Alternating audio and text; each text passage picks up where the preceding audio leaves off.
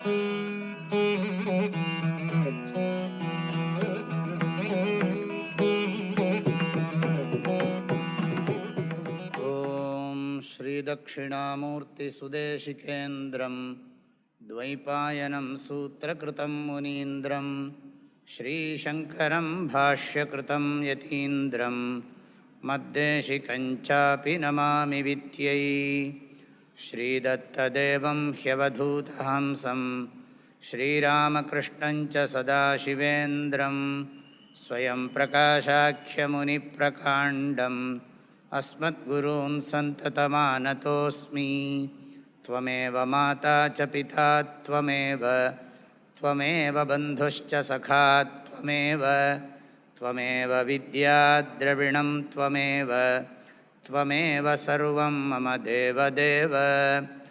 ॐ नमो ब्रह्मादिभ्यो ब्रह्मविद्यासम्प्रदायकर्तृभ्यो वंशऋषिभ्यो महद्भ्यो नमो गुरुभ्यः।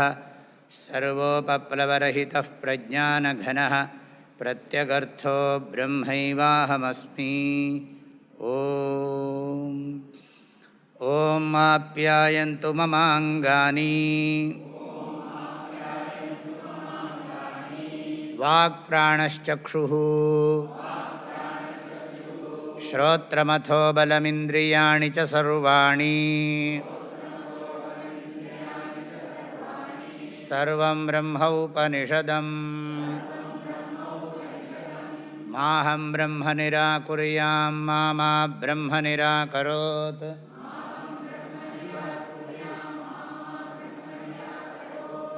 अनिराकरणमस्त्वनिराकरणं मे अस्तु।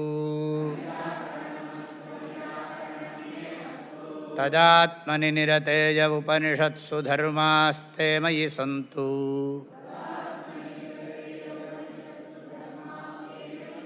ते मयि सन्तु। ॐ शान्तिः शान्तिः शान्तिः। केनेषितं पतति प्रेषितं मनः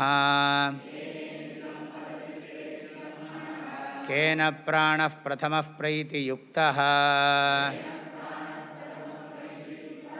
केनेषितां वाचमिमां वदन्ति चक्षुश्रोत्रं कवुदेवो युनक्ति श्रोत्रस्य श्रोत्रं मनसो मनः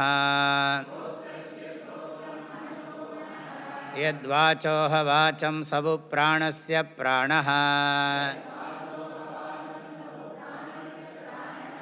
चक्षुषश्चक्षुरतिमुच्य धीराः प्रेत्यास्माल्लोकादमृता भवन्ति।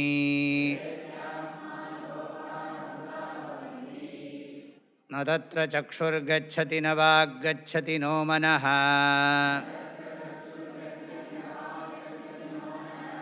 न विद्मो न विजानीमः यथैतदनुशिष्यात् अन्यदेव तद्विदितादथो अविदितादधि इति शुश्रुमपूर्वेषाम् येनस्तद्व्याचचक्षिरे।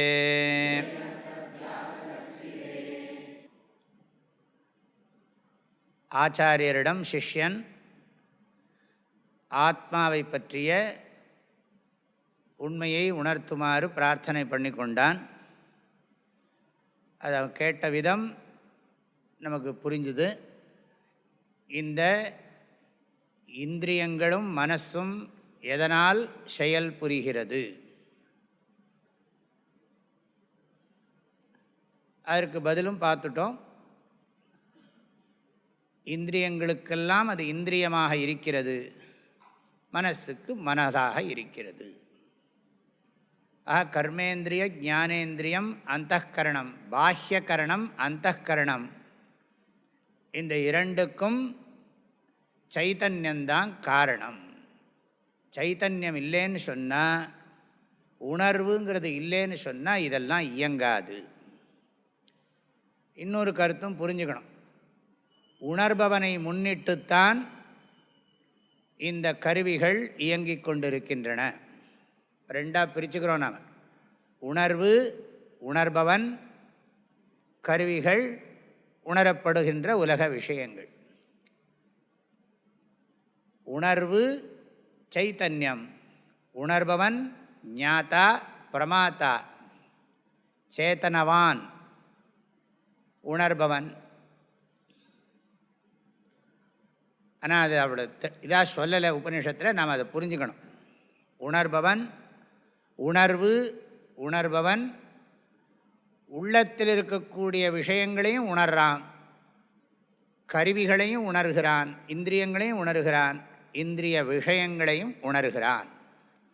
தூய உணர்வு உணர்பவனாகவோ உணர்கின்ற கருவிகளாகவோ உணரப்படு பொருளாகவோ இல்லை. தூய உணர்வு, தூய உணர்வை சார்ந்தே உணர்பவனும் உணர்வதற்கான கருவிகளும் உணரப்படுகின்ற பொருள்களும் இயங்குகின்றன. இதெல்லாம் ஞாபகம் வச்சுக்கணும். நிறைய உதாரணமெல்லாம் சொல்லியாச்சு, அதனால் இனிமேல் நிறைய சொல்லின்னு இருக்க முடியாது. 10 முட்டாள் கதை கேட்டிருப்பீங்க. இந்த 10 முட்டாள் கதை தெரியும் இல்லையா? தசமூடாகா அப்படி சொல்லி ஒரு கதை இருக்குது. ஒரு நதியை தாண்டி இந்த 10 முட்டாள் அந்த பக்கம் போன உடனே ஒருத்தரும் என்ற போது தன்னை விட்டுட்டு மற்றவனையெல்லாம் என்றான். மொத்தம் 9. நம்ம 10 பேர் வந்தோமே, 9 பேர் தானே இருக்கோங்கிறான். 10 பேரும் என்ன சொல்கிறான்? நம்ம 10 பேர் வந்தோம், அந்த 10 பேரில் நம்ம 9 பேர் தானே இருக்கேன், ஒருத்தனை காணாமல் போயிட்டானேன்னு அழறான். அப்போ உடனே ஒருத்தர் வந்து சொல்கிறார், ஒருத்தரே 10 பேர் இருக்கீங்களேன்னு சொன்ன உடனே ஒருத்தரும் ஆமாம், அந்த 10ஆவது ஆள் யாருன்னா தன்னை விட்டுட்டு எல்லாத்தையும் என்றான். இந்த கதை படிச்சிருக்கோம் நம்ம. அதுதான் எல்லாம் நம்மளை விட்டுட்டு பாக்கி எல்லாம் பராக்கு பார்த்தே பழக்கம். அதனால தஸ்மாத் பராங் பஷ்யத்தின்னு உபனிஷத் சொல்லியது. பார்க்கிறவன் யாருன்னு பார்க்க வேண்டாமோ, அவனுக்கு பேர் தான் பார்ப்பான்னு பேர். தெரியுமா உங்களுக்கு? ஜீவாத்மாவுக்கே பார்ப்பான்னு தான் பேர். பார்ப்பான்னு சொன்னால் ஏதோ பிராமணன் அர்த்தம் இல்லை, அப்படி ஒரு அர்த்தம் வச்சுருக்கோம். அதுக்கு அர்த்தம் சொல்கிறார் பரிமேலழகர். உண்மையை ஆராய்ந்து ஓர்ந்து தேர்ந்து பார்ப்பான், அவன்தான் பார்ப்பான் அப்படிங்கிறார். அடிக்கடி சொல்கிறோம் இல்லையா, எஃப் பஷ்யதி ச பஷ்யத்திங்கிறோம் இல்லையா. யஹா பஷ்யதி சஹா பார்ப்பான். பஷ்யத்திங்கிற தமிழில் என்னது? பஷ்யத்தின்னா என்ன அர்த்தம்? பார்க்கிறான் தமிழில் சொன்னான். இப்போ பார்க்கிறான்னா எதை பார்க்கிறான்? அங்கேயும் இங்கேயும் பராக்கு பார்க்குறான், இப்படியா சொல்கிறது? பார்க்கிறான்னா என்ன அர்த்தம்? சாஸ்திரத்தை ஆராய்ந்து ஓர்ந்து தேர்ந்து பார்க்கிறான், எனவே அவன் பார்ப்பான் அப்படின்னு பரிமேலழகர் அர்த்தம் சொல்லியிருக்க. மரப்பினும் ஓத்துக்குழலாகும் பார்ப்பான் பிறப்பொழுக்கம் குன்ற கெடும். பார்ப்பான்னா திருமூலர் சொல்கிறார், பார்ப்பான் அகத்துளே பால் பசு 5 பார்ப்பான் அகத்துளே. பால் பசுன்னா 5 இந்திரியங்கள். அது என்னன்னா கண்ட்ரோலே இல்லாமல் திரியறதான். மேய்ப்பாரும் இன்றி வெறித்து திரிவன. வேணும்னா கிச்சன் பக்கம் ஓடும், உள்ளே போய் பார்க்கும் என்னெல்லாம் இருக்குன்னு. மேய்ப்பாரும் கண்ட்ரோலே இருக்காது. அப்போ தான் சாப்பிட்டு வந்திருப்போம், என்னமோ பசிக்கிற மாதிரி இருக்கும். திரும்பவும் உள்ளே போய் எதாவது இருக்கான்னு பார்ப்போம், டப்பாவெல்லாம் திறந்து பார்த்து இருக்கிறத எத்தியாவது வாயில் போட்டுன்னு வரும். மேய்ப்பாரும் இன்றியே வெறித்து திரிவன. மேய்ப்பாரும் உண்டாய், தன்னை கண்ட்ரோல் பண்ணிக்கணுங்கிற எண்ணமும் வந்து வெறியும் அடங்கினால். 2 வேணும். ஏன்னா அது ரொம்ப வெறி பிடிச்சாலே இருது, வேணும் வேணும்னு பிடுங்குற போது இவன் கண்ட்ரோலே பண்ண முடியல. மெய்ப்பாரும் உண்டாய் வெறியும் அடங்கினார், பார்ப்பான் பசு 5 பாலாய் சொரியுமே. இந்த இடத்துல பார்ப்பான்னா என்ன அர்த்தம்? இந்த உடம்புக்குள்ளே இருந்து கொண்டு உலகத்தை பார்ப்பவனுக்கு பார்ப்பான் ஜீவாத்மா. ஆத்மாவுக்கு தான் பார்ப்பான்னு பேர்.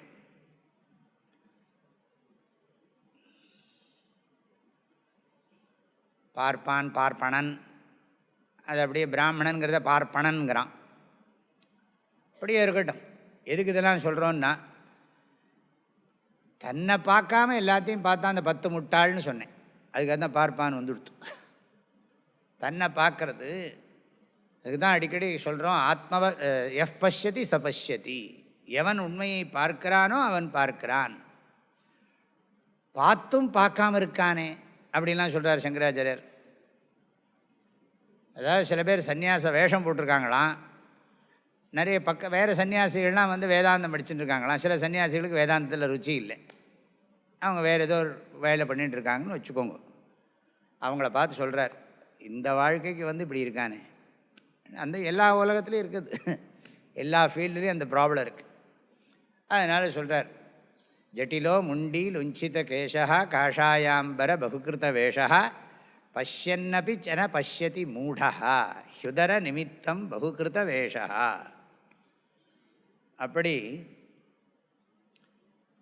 எதுக்கு சொல்கிறோம்னா, பஷ்யன்னபி பஷ்யதி, கண்டும் கண்டிலன் என்ன கண் மாயமேங்கிறார் மாணிக்க வாசகர்.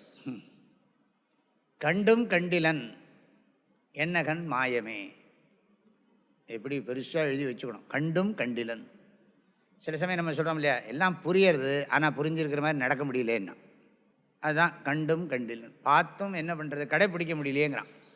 புரியறது கடைப்பிடிக்க முடியலையேன்னா பரவாயில்ல, பிரார்த்தனை பண்ணு, கொஞ்ச நாள் கழித்து அது சிங்க்ரனைஸ் ஆகிடும். அட்லீஸ்ட் இந்த ஜென்மாவில் இல்லைன்னா அடுத்த ஜென்மாவிலாவது ஆகட்டும். நம்முடைய நோவர்ஷிப்புக்கும் டூவர்ஷிப்புக்கும் இருக்கிற என்னது கான்ட்ரடிக்ஷன். எனக்கெல்லாம் தெரியறது இதெல்லாம் பண்ணக்கூடாதுன்னு தெரியறது, ஆனால் பண்ணாமல் இருக்க முடியல. அப்படி பழகி போயிடுத்து. அதுக்காக நான் என்ன பண்ணுறது அப்படின்னா, பரவாயில்ல, ரொம்ப கில்ட்டெல்லாம் டெவலப் பண்ணாத, பகவான்கிட்ட பிரார்த்தனை பண்ணு. அப்புறம் புரியவாது செஞ்சுதே, இது நல்லது கெட்டதுன்னா தெரியவாது செஞ்சுதே, அதுவே பெரிய புண்ணியம். காலப்போக்கில் உனக்கு எல்லாம் சரியாக போயிடும், தைரியமாக இரு. அதெல்லாம் தர்ம விஷயம். இங்கே என்னதுன்னா உணர்வு, உணர்பவன், இதை பற்றி தான் படிக்கிறோம். இந்த உணர்வை உணர்ந்து விட்டால், உணர்பவன் தான் உணர்பவன் அல்ல, உணர்வே என்பதை உணர்ந்து விட்டானேயானால், உணர்பவன் தான் உணர்பவன் அல்ல, உணர்வே நான் உணர்பவனாக மாயையால் கற்பிக்கப்பட்டிருக்கிறேன் அப்படின்னு உணர்ந்து விட்டானேயானால் அவனுக்கு அப்புறம் என்னதுன்னா அமிர்தாக பவந்தி.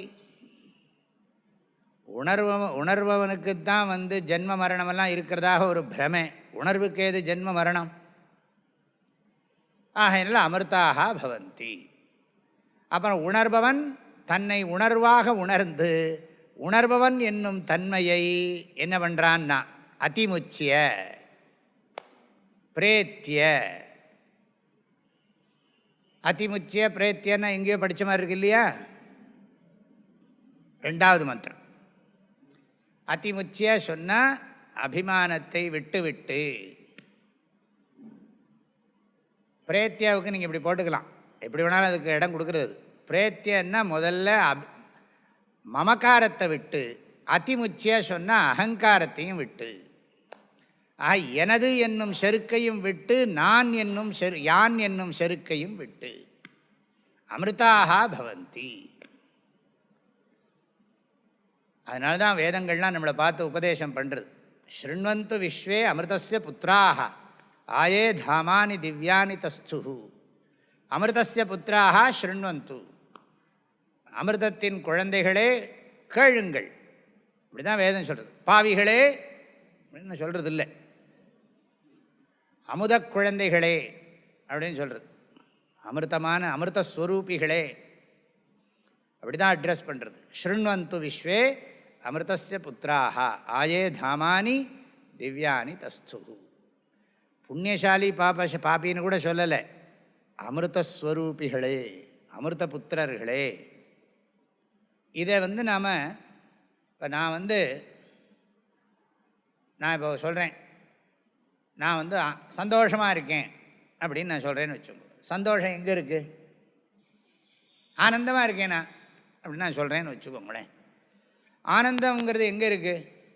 கண்ணில் இருக்கா, காதில் இருக்கா, மூக்கில் இருக்கா, நாக்கில் இருக்கா, தோலில் இருக்கா, வாயில் இருக்கா? வாயை திறந்தானே சொல்கிறேன். ஆனந்தமாக இருக்கேன் அப்படின்னு நான் சொல்கிறேன்னு வச்சுக்கோங்களேன். எப்படி ஆனந்தமாக இருக்கேங்கிறது உங்களுக்கு எப்படி தெரியுது? வாயை திறந்து சொல்கிறேன். ஆனந்தம் வாயிலையா இருக்குது? எங்கே இருக்குது ஆனந்தம்னா?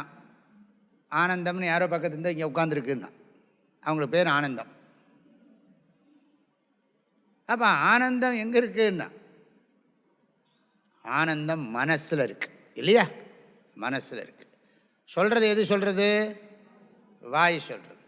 அப்போ நீங்கள் எங்கே புரிஞ்சுப்பீங்க இடத்த? மனசில் தான் ஆனந்தம் இருக்குது அப்படின்னு சொல்கிறது. இப்போ ஆனந்தமாக இருக்கேன்னு சொல்கிற போது நான் வாயினால சொல்கிறேன். அப்போ வாயை குறிக்குமா மனசை குறிக்குமா? சரி. ஆனால் வாயை திறந்து சொல்லலைன்னா தெரியுமா? தெரியாது. ஆனால் நீங்கள் வாயை ஆனந்தம் நினைப்பீங்களா? வாயை பார்க்குறது ஆனந்தமாக இருக்கலாம், அது வேறு விஷயம். ஆனால் அந்த உள்ளுக்குள்ளே நான் ஆனந்தமாக இருக்கேன்னு நான் சொல்கிற போது எது ஆனந்தம்னா அந்த மனசுன்னு புரிஞ்சுக்கிறோம் இல்லையா? அது மாதிரி நான் உணர்வாக இருக்கிறேன் அப்படிங்கிற போது நான் எதை சொல்கிறேன்? உணர்வாக இருக்கிறேங்கிற போது உணர்பவனை குறிக்குமா, உணர்வதற்கான கருவிகளை குறிக்குமா, உணரப்படுபவைகளை குறிக்குமா? தெரியும். ஆனால் சொல்கிறதுக்கு இதெல்லாம் வேணுமா வேண்டாமா?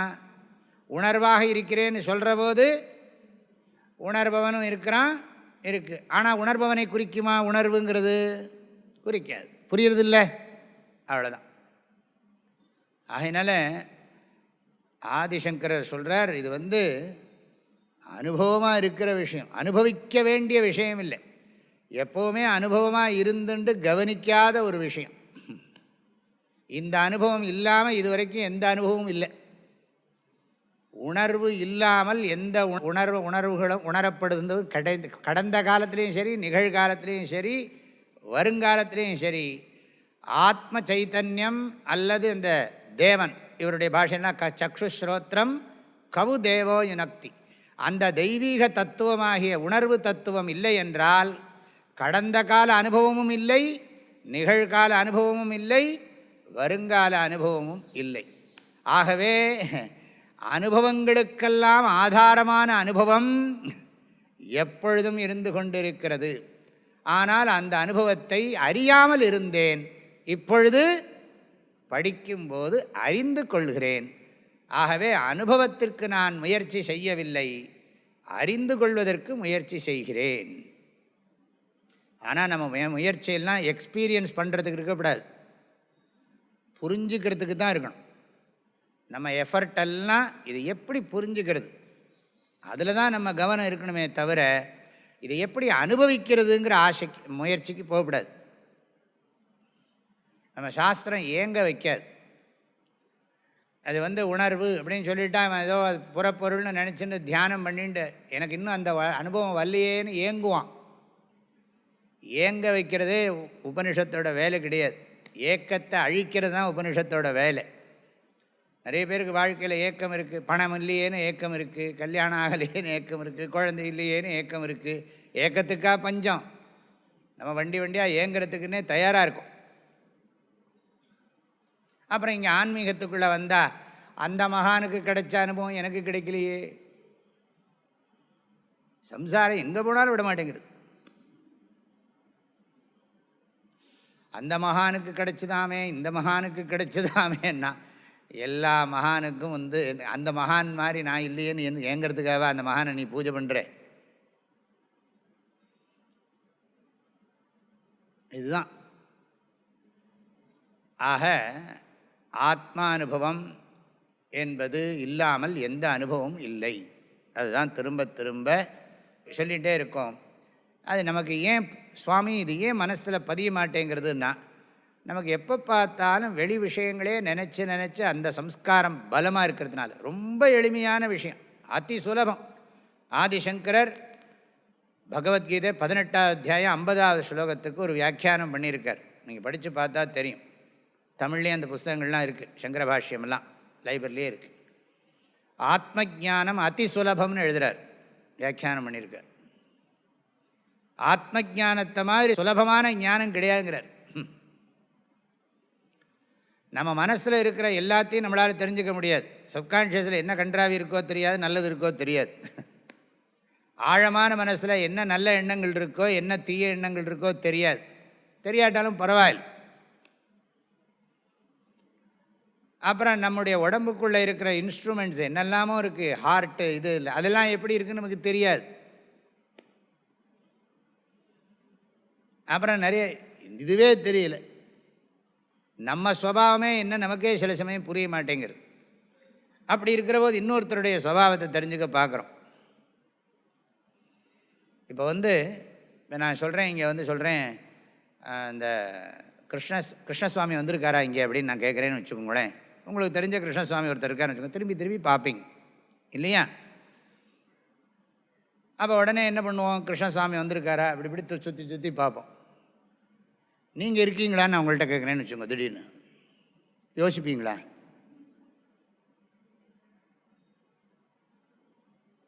நீங்கள் இருக்கீங்களா இல்லையான்னு நான் கேட்குறேன்னு வச்சுக்கோங்களேன். நீங்கள் இல்லை கிருஷ்ணசாமி இருக்காரா இல்லையான்னா நீங்கள் என்ன பண்ணுவீங்க? கிருஷ்ணசாமியோ ராமசாமியோ ஐயாசாமியோ யாரோ ஒரு சுவாமி அவர் இருக்காரா இல்லையானா நீங்கள் என்ன பண்ணுவீங்க? திரும்பி திரும்பி பார்ப்பீங்க. வந்திருக்காருன்னா அங்கே உட்காந்துருக்கார் அப்படிம்பீங்க. நான் கேட்குறேன் திடீர்னு, நீங்கள் வந்திருக்கீங்களா? நீங்கள் இந்த கிளாஸில் இருக்கீங்களா அப்படின்னு நான் கேட்டேன்னு வச்சுக்கோங்களேன். உங்களுக்கு என்ன ஆகும்னா, என்னாச்சு இவருக்கு? உங்களுடைய இருப்பை எண்ணுவதற்கு எவ்வளவு நேரம் ஆகும்? உங்களுடைய இருப்பை நீங்கள் எண்ணுவதற்கு எத்தனை நேரம் ஆகும்? உங்களுடைய இருப்பை தெரிந்து கொள்வதற்கு உங்களுக்கு என்ன ஆதாரம் வேணும்? ஏதாவது பிரமாணம் வேணுமா? ஒருத்தன் சொன்னால் நான் இருக்கேன், ஏன்னா எனக்கு கல்யாணம் ஆகிடுத்து, என் மனைவிக்கு கல்யாணம் ஆகிடுத்து, ஏன்னா இது தயானந்த சுவாமி ஜோக்குது, என் மனைவிக்கு கல்யாணம் ஆகிடுத்து, இல்லாத ஒருத்தனை அவள் கல்யாணம் பண்ணிக்க முடியாது, அதனால் நான் இருக்கேன்னா. புரியுறதா? ஜோக்கு புரியுறதோ? நான் இருக்கிறேன் எதனால்? எனக்கு திருமணம் ஆகிவிட்டதால். ஏனென்றால் என் மனைவி திருமணமானவள், அவள் இல்லாத ஒருவனை திருமணம் செய்து கொள்ள முடியாது. எனவே இல்லாத ஒருவனை அவள் திருமணம் செய்து கொள்ள முடியாது. எனவே அவள் திருமணம் செய்து கொள்வதற்கு இருப்பவன் ஒருவன் இருக்க வேண்டும். ஆகவே அவன் நான் தான், அதனால் நான் இருக்கிறேன். இப்படியா சொல்கிறது?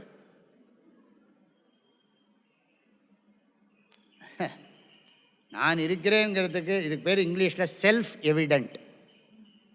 நான் இருக்கேங்கிறது செல்ஃப் எவிடென்ட். நான் இருக்கேங்கிறது எனக்கே தெரியும். இதுக்கு யாரும் ப்ரூஃப் எல்லாம் வேண்டாம், ஒரு ப்ரூஃபும் வேண்டாம். ஆனால் என்ன பண்ணுறோம், ஆத்மா இருக்கிறதுங்கிறதுக்கு ப்ரூஃப் வேணும்னு கேட்டால் என்ன சொல்கிறது? நான் இருக்கேங்கிறதுக்கு என்ன ப்ரூஃப் வேணும்? என்ன பிரமாணம் வேணும்? ஒரு பிரமாணமும் தேவையில்லை. அகம் அப்பிரமேயா பிரமாண அகோச்சரா, அதுக்கு தான் வரேன்.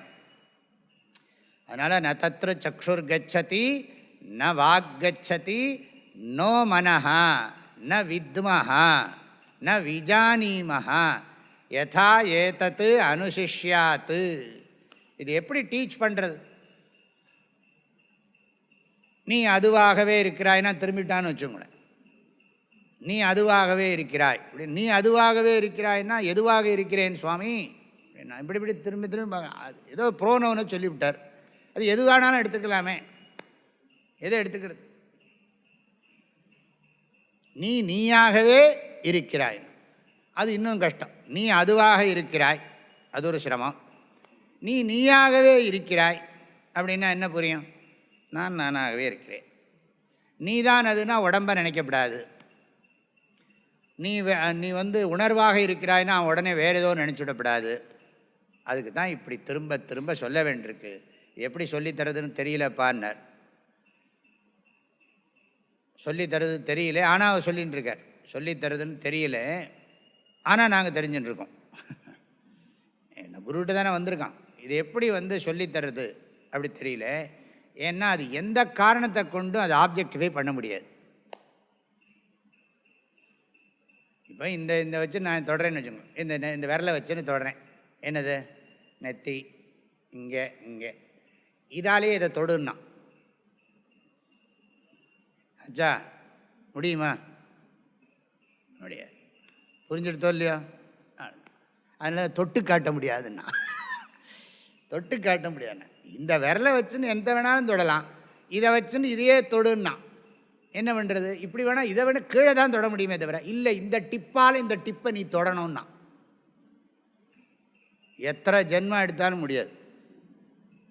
இந்த டிப்பை வச்சுன்னு இதையே தொடு பார்க்கலான்னா என்ன பண்ணுறது? இப்போ வேறு இன்னொரு இது மாதிரி கற்பனை பண்ணிவிட்டு அது ஏதோ தொடர மாதிரி பாவனை பண்ணலாமே தவிர நிஜமாக இதால் தொட முடியுமா? முடியவே முடியாது. நிறைய எக்ஸாம்பிள்லாம் சொல்லியாச்சு. அதுக்கப்புறமும் புரியலைன்னா பகவான் அனுகிரகம் பண்ணட்டும், அவ்வளோதான் சொல்லும்.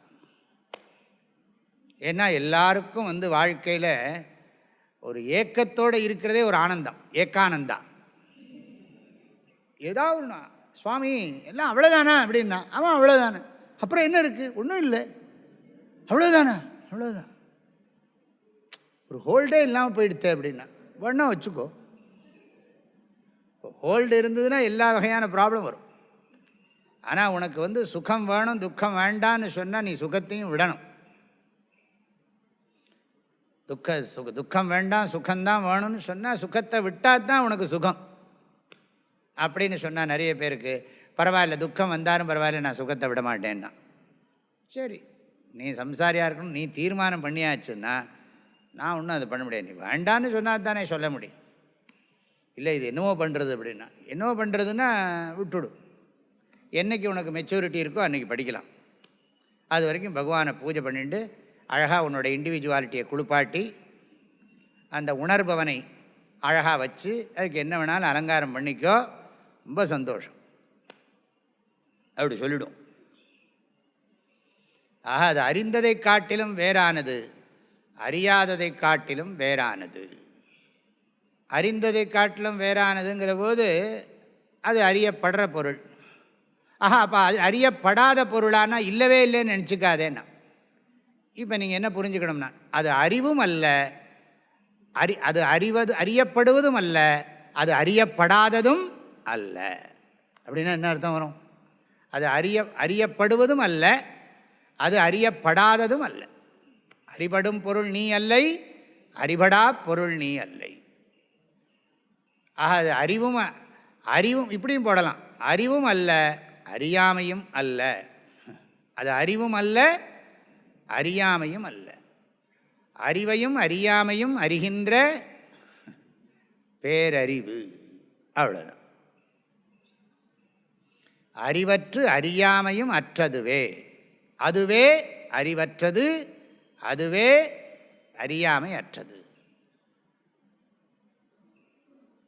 அப்படி படித்து புரிஞ்சுக்கணும். அதோ அவிதிதா ததி இதி பூர்வேஷாம் சுஷ்ரும அப்படின்னு தான் நாங்கள் பெரியவங்கள்ட்ட கேட்டு புரிஞ்சுட்டுருக்கோம். சங்கராச்சாரியார் சொல்கிறார், இது ஒரு சமயம் ரொம்ப எளிமையான விஷயந்தான்.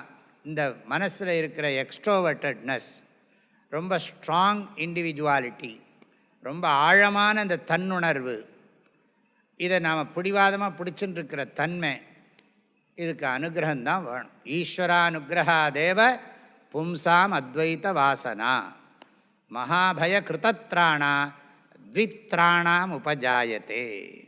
அப்படி ஒரு ஸ்லோகம் இருக்குது. ஈஸ்வர அனுகிரகாதேவ, நீ பண்ணின பூஜா பலன். பும்சாம், பும்சாம்னா என்ன அர்த்தம்? மனிதர்களுக்கு. அத்வைத வாசனா, அத்வைத ஞானம். அத்வைத வாசனான்னு சொன்னால் அந்த ஞானம் அவ்வளோ பலமாயிடுறதுன்னு அர்த்தம். மகாபய கிருதத்ராணா, பேர் அச்சத்திலிருந்து விடுவிப்பது, பெரும் அச்சத்திலிருந்து விடுவிக்கக்கூடியது. மகாபயம்னா என்ன? திராயத்தே மகதோ பயாத், கீதையில் படிச்சிருக்கோம். ஆஹா, மகாபயம்னு சொன்னால் சம்சாரம், மறுபடியும் புனரப்பி ஜனனம். இன்னும் என்னெல்லாம் பிரச்சனையெல்லாம் வரப்போகிறதோ தெரியலையே. வாழ்க்கையில் எத்தனையோ பிரச்சனைகளை பார்த்தாச்சு, இப்போவும் நிறைய பிரச்சனைகளை பார்த்துட்டுருக்கோம். இனி என்னெல்லாம் பிரச்சனைகள் வரப்போகிறதோ அதெல்லாம் எப்படித்தான் தாங்க போகிறோமோ. தாங்கிறவனே இல்லைன்னு சொல்லிகிட்டு இருக்கோம். ஆனால் என்னென்னா அதெல்லாம் எப்படித்தான் இருக்க போகிறதோன்னு ஒரு கவலை இருந்துகிட்டே இருக்கு இல்லையா, எல்லாருக்கும் உள்ளூர இருக்குது. ஆக மகாபய கிருத திராணா, திராணான்னா அது எல்லாத்துலேருந்தும் ப்ரொடெக்ட் பண்ணுறதான், விடுவிக்கிறதான். பெரும் அச்சம், உச்சி மீது வானிடிந்து வீழுகின்ற போதிலும் அச்சம் இல்லை, அபய பிரதிஷ்டா. மகாபய கிருத திராணா அத்வைத வாசனான்னு அர்த்தம். அத்வைத வாசனை எப்படிப்பட்டதுன்னா, பெரிய பயத்திலிருந்து நம்மை பாதுகாக்கும் ஆற்றல் படைத்தது. த்வித்ராணாம், வெரி ஃபியூ பீப்புளுக்குத்தான் இது புரியறதுன்னு.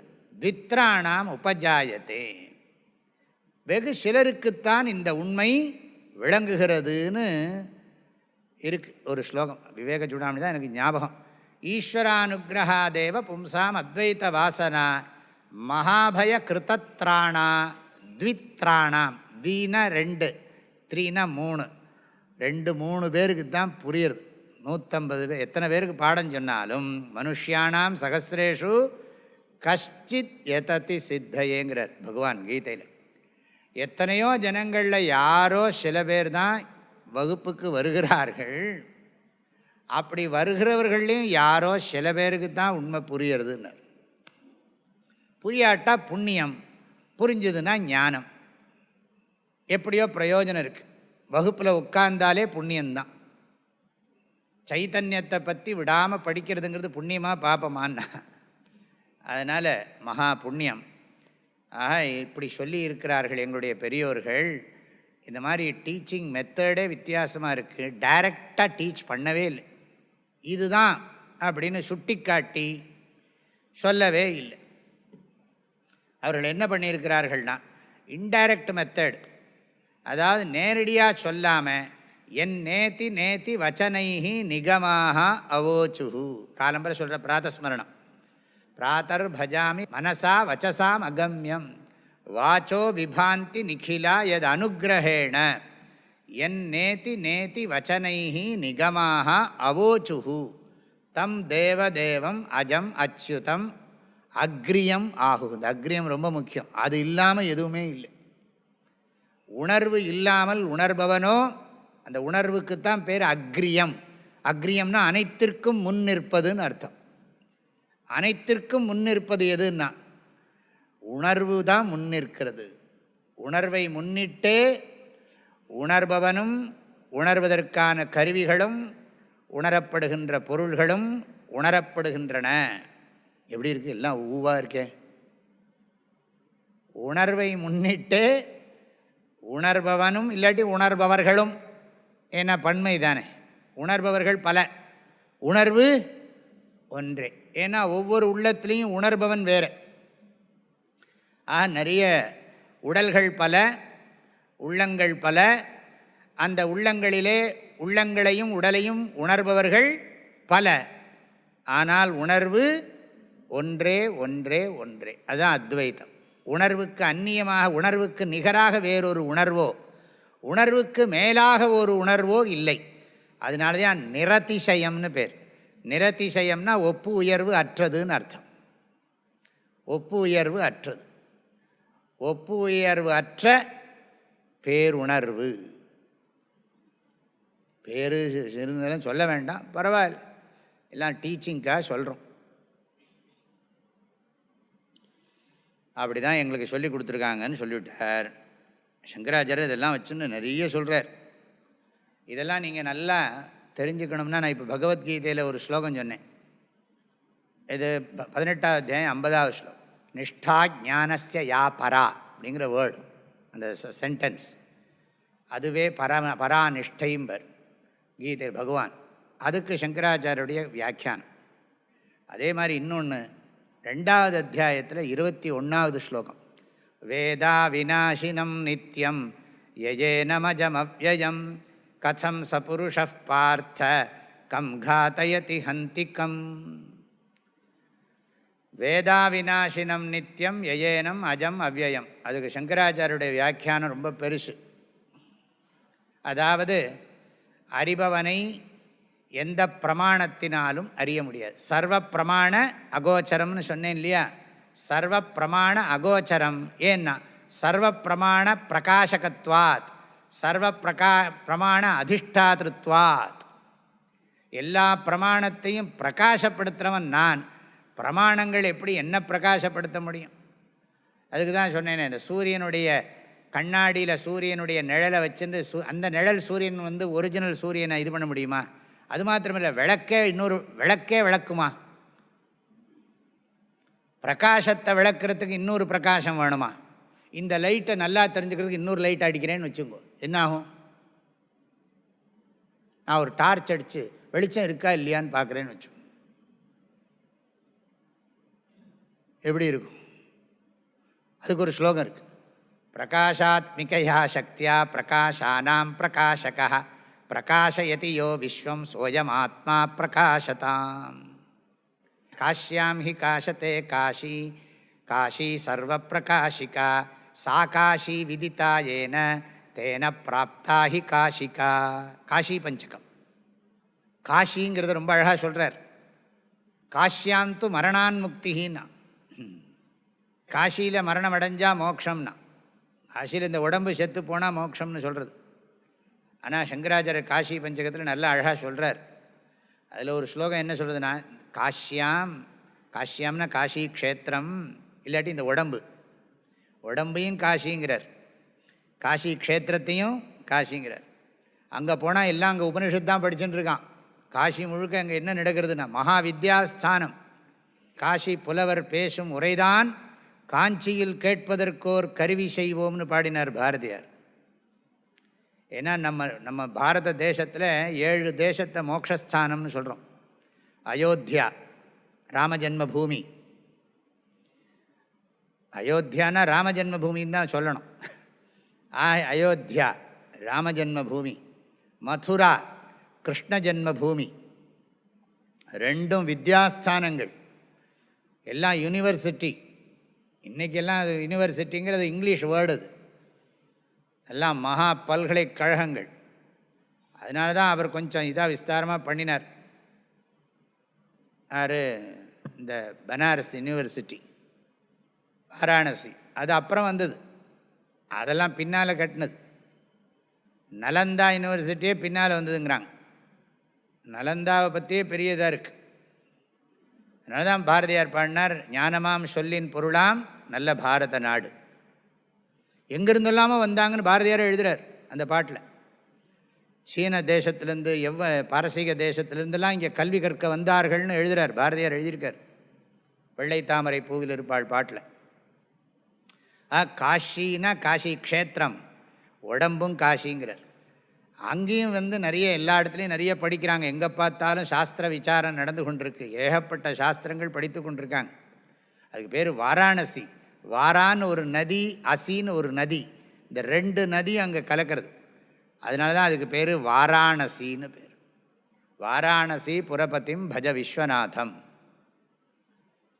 காஷிகா புராதிநாத காலபைரவம் பஜே. காலபைரவருக்கு ஒரு கோயில் இருக்குது.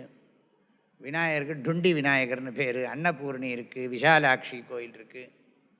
அதெல்லாம் வேறு விஷயம். 64 தீர்த்த கட்டங்கள் தீர்த்த ஸ்நானத்துக்கு. அப்போது இந்த காஷியில் கொஞ்ச நாள் அங்கே இருந்திருக்கேன். அதனால தான் எனக்கு அதெல்லாம் நிறைய ஞாபகம் இருக்குது. கொஞ்ச நாள் அங்கே இருந்த 4-5 மாதம் இருந்திருக்கேன். இப்போ அங்கே பார்த்தா எங்கே பார்த்தாலும் வித்யாஸ்தானங்கள். இன்றைக்கும் கவர்மெண்ட் சப்போர்ட் பண்ணுறது, பணம் வாங்கிறதுக்கு ஆள் இல்லை, படிக்கிறதுக்கு ஆள் இல்லை. இதெல்லாம் தகவல்கள். காஷி க்ஷேத்திரங்கிறது உடம்பு. காஷத்தே காஷின்னு சொன்னால் கான்ஷியஸ்னஸ் தான் ப்ரீடாமினண்ட்டாக இருக்குங்கிறார். இந்த உடம்பில் உணர்வு ஒளிர்கிறது அப்படிங்கிறார். காஷ்யாம் ஹி காஷத்தே காஷி. காஷியில் காஷி என்னது? காஷியில் உணர்வு ஒளிர்கிறது அப்படிங்கிறார். உடலாகிய காஷியில் உணரப்படும் பொருளாகிய உடலில் உணர்வு ஒளிர்கிறது அப்படின்னா எப்படி இருக்கும்?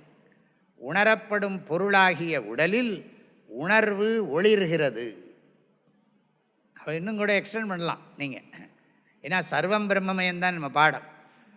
உணரப்படும் உலகிலும் உடலிலும் உணரப்படும் உள்ளத்திலும் உணர்வே ஒளிர்கிறது. காஷ்யாம் ஹி காஷத்தே காஷி. காஷி சர்வ பிரகாஷிகா. ரெண்டாவது லைன். Cauchy, காஷினா consciousness. சர்வ பிரகாஷிகா, அனைத்தையும் ஒளிர்விக்கிறது. நானா சித்ர கடோதர ஸ்தித மகாதீப பிரபா பாஸ்வரம் ஞானம் யஸ்ய து சக்ஷுராதி கரணத்வாரா பஹிஹி ஸ்பந்ததே. இந்த உணர்வு வெளியில் போகிறதான் இந்திரியங்கள் வழியா. அதைத்தான் அறிகிறேங்கிறானா, அறிவையே அறிகிறேங்கிறானா. ஜானாமீதி தமேவ பாந்தம் அனுபாத் ஏதத் சமஸ்தம் ஜெகத். பாந்தம் தமேவ சமஸ்தம் ஜெகத் அனுபாதி. யதாதித்யகதம் தேஜः ஜகத்பாசயதேகிலம் யச்சந்திரமசி யச்சாக்னௌ தத்தேஜோ வித்தி மாமகம். மாமகம்னா அங்கே சைத்தன்யந்தான். எல்லாம் ஞாபகம். அதுக்கு அடுத்தது சொல்கிறார் சங்கராச்சாரியர். ரொம்ப அழகான இந்த லைன், மறக்காதீங்க. ரொம்ப சிம்பிள் அழகான ஸ்லோகம். காஷ்யாம் ஹி காஷத்தே காஷி. காஷி சர்வ பிரகாஷிகா. காஷி அந்த சைத்தன்யம் எல்லாத்தையும் பிரகாசப்படுத்துறது. சா காஷி விதித்தா ஏன. அந்த காஷியை எவன் அறிகிறானோ, அந்த காஷின்னு அர்த்தம் அந்த சைத்தன்யம், அந்த உணர்வை எவன் உணர்கிறானோ, தேன பிராப்தாகி காஷிகா, அவனுக்கு காஷியானது அடையப்பட்டது. அடையப்பட்டதுன்னா என்ன அர்த்தம்? யாண்டும் அடையப்பட்டதாக பிராப்தசிய பிராப்திகின்னா, அடையந்ததே அடையிறேன்னா, அதுவாகவே நான் இருக்கேன். ஆனால் அது தெரிஞ்சுக்கலை.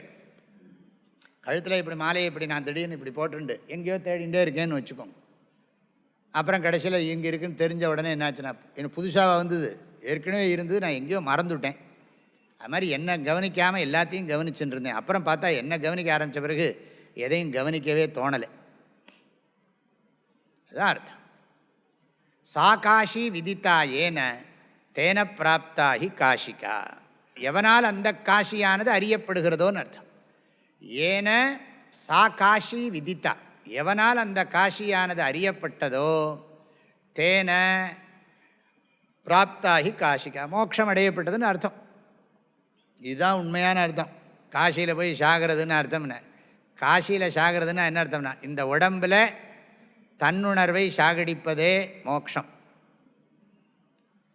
இந்த உடம்பில் நான் வாழ்ந்து கொண்டிருக்கும் பொழுது I have individuality, but I am not individual. அவ்வளோதான். ஐ ஹாவ் இண்டிவிஜுவாலிட்டிங்கிற போது அந்த ஐ எதை குறிக்கிறது? நான் தன்னுணர்வை உடையவனாக இருக்கிறேன், ஆனால் நான் தன்னுணர்வு இல்லை அப்படின்னு எது சொல்லுகிறதுனா உணர்வு, consciousness. I have individuality but I am not individual. I have so many individualities, countless individualities, but I am not individuals. இப்படி எல்லாரையும் சேர்த்து சொல்லிக்கலாம், தனியாகவும் சொல்லலாம், எல்லாத்தையும் சேர்த்து சொல்லலாம். அதனால் எல்லா இண்டிவிஜுவல்ஸும் யாருன்னா என் மேலே தான் கற்பிக்கப்பட்டிருக்கு. All individuals are superimposed on me the consciousness. அவ்வளோதான். இதே தான் ஃபோக்கஸ் பண்ணிகிட்டே இருப்போம். இதே தான் தியானம். தத் சிந்தனம், தத் கதனம், அந்யோன்யம் தத் பிரபோதனம், ஏததேக பரத்வஞ்ச பிரம்மாபியாசம் விதுர்புதாக.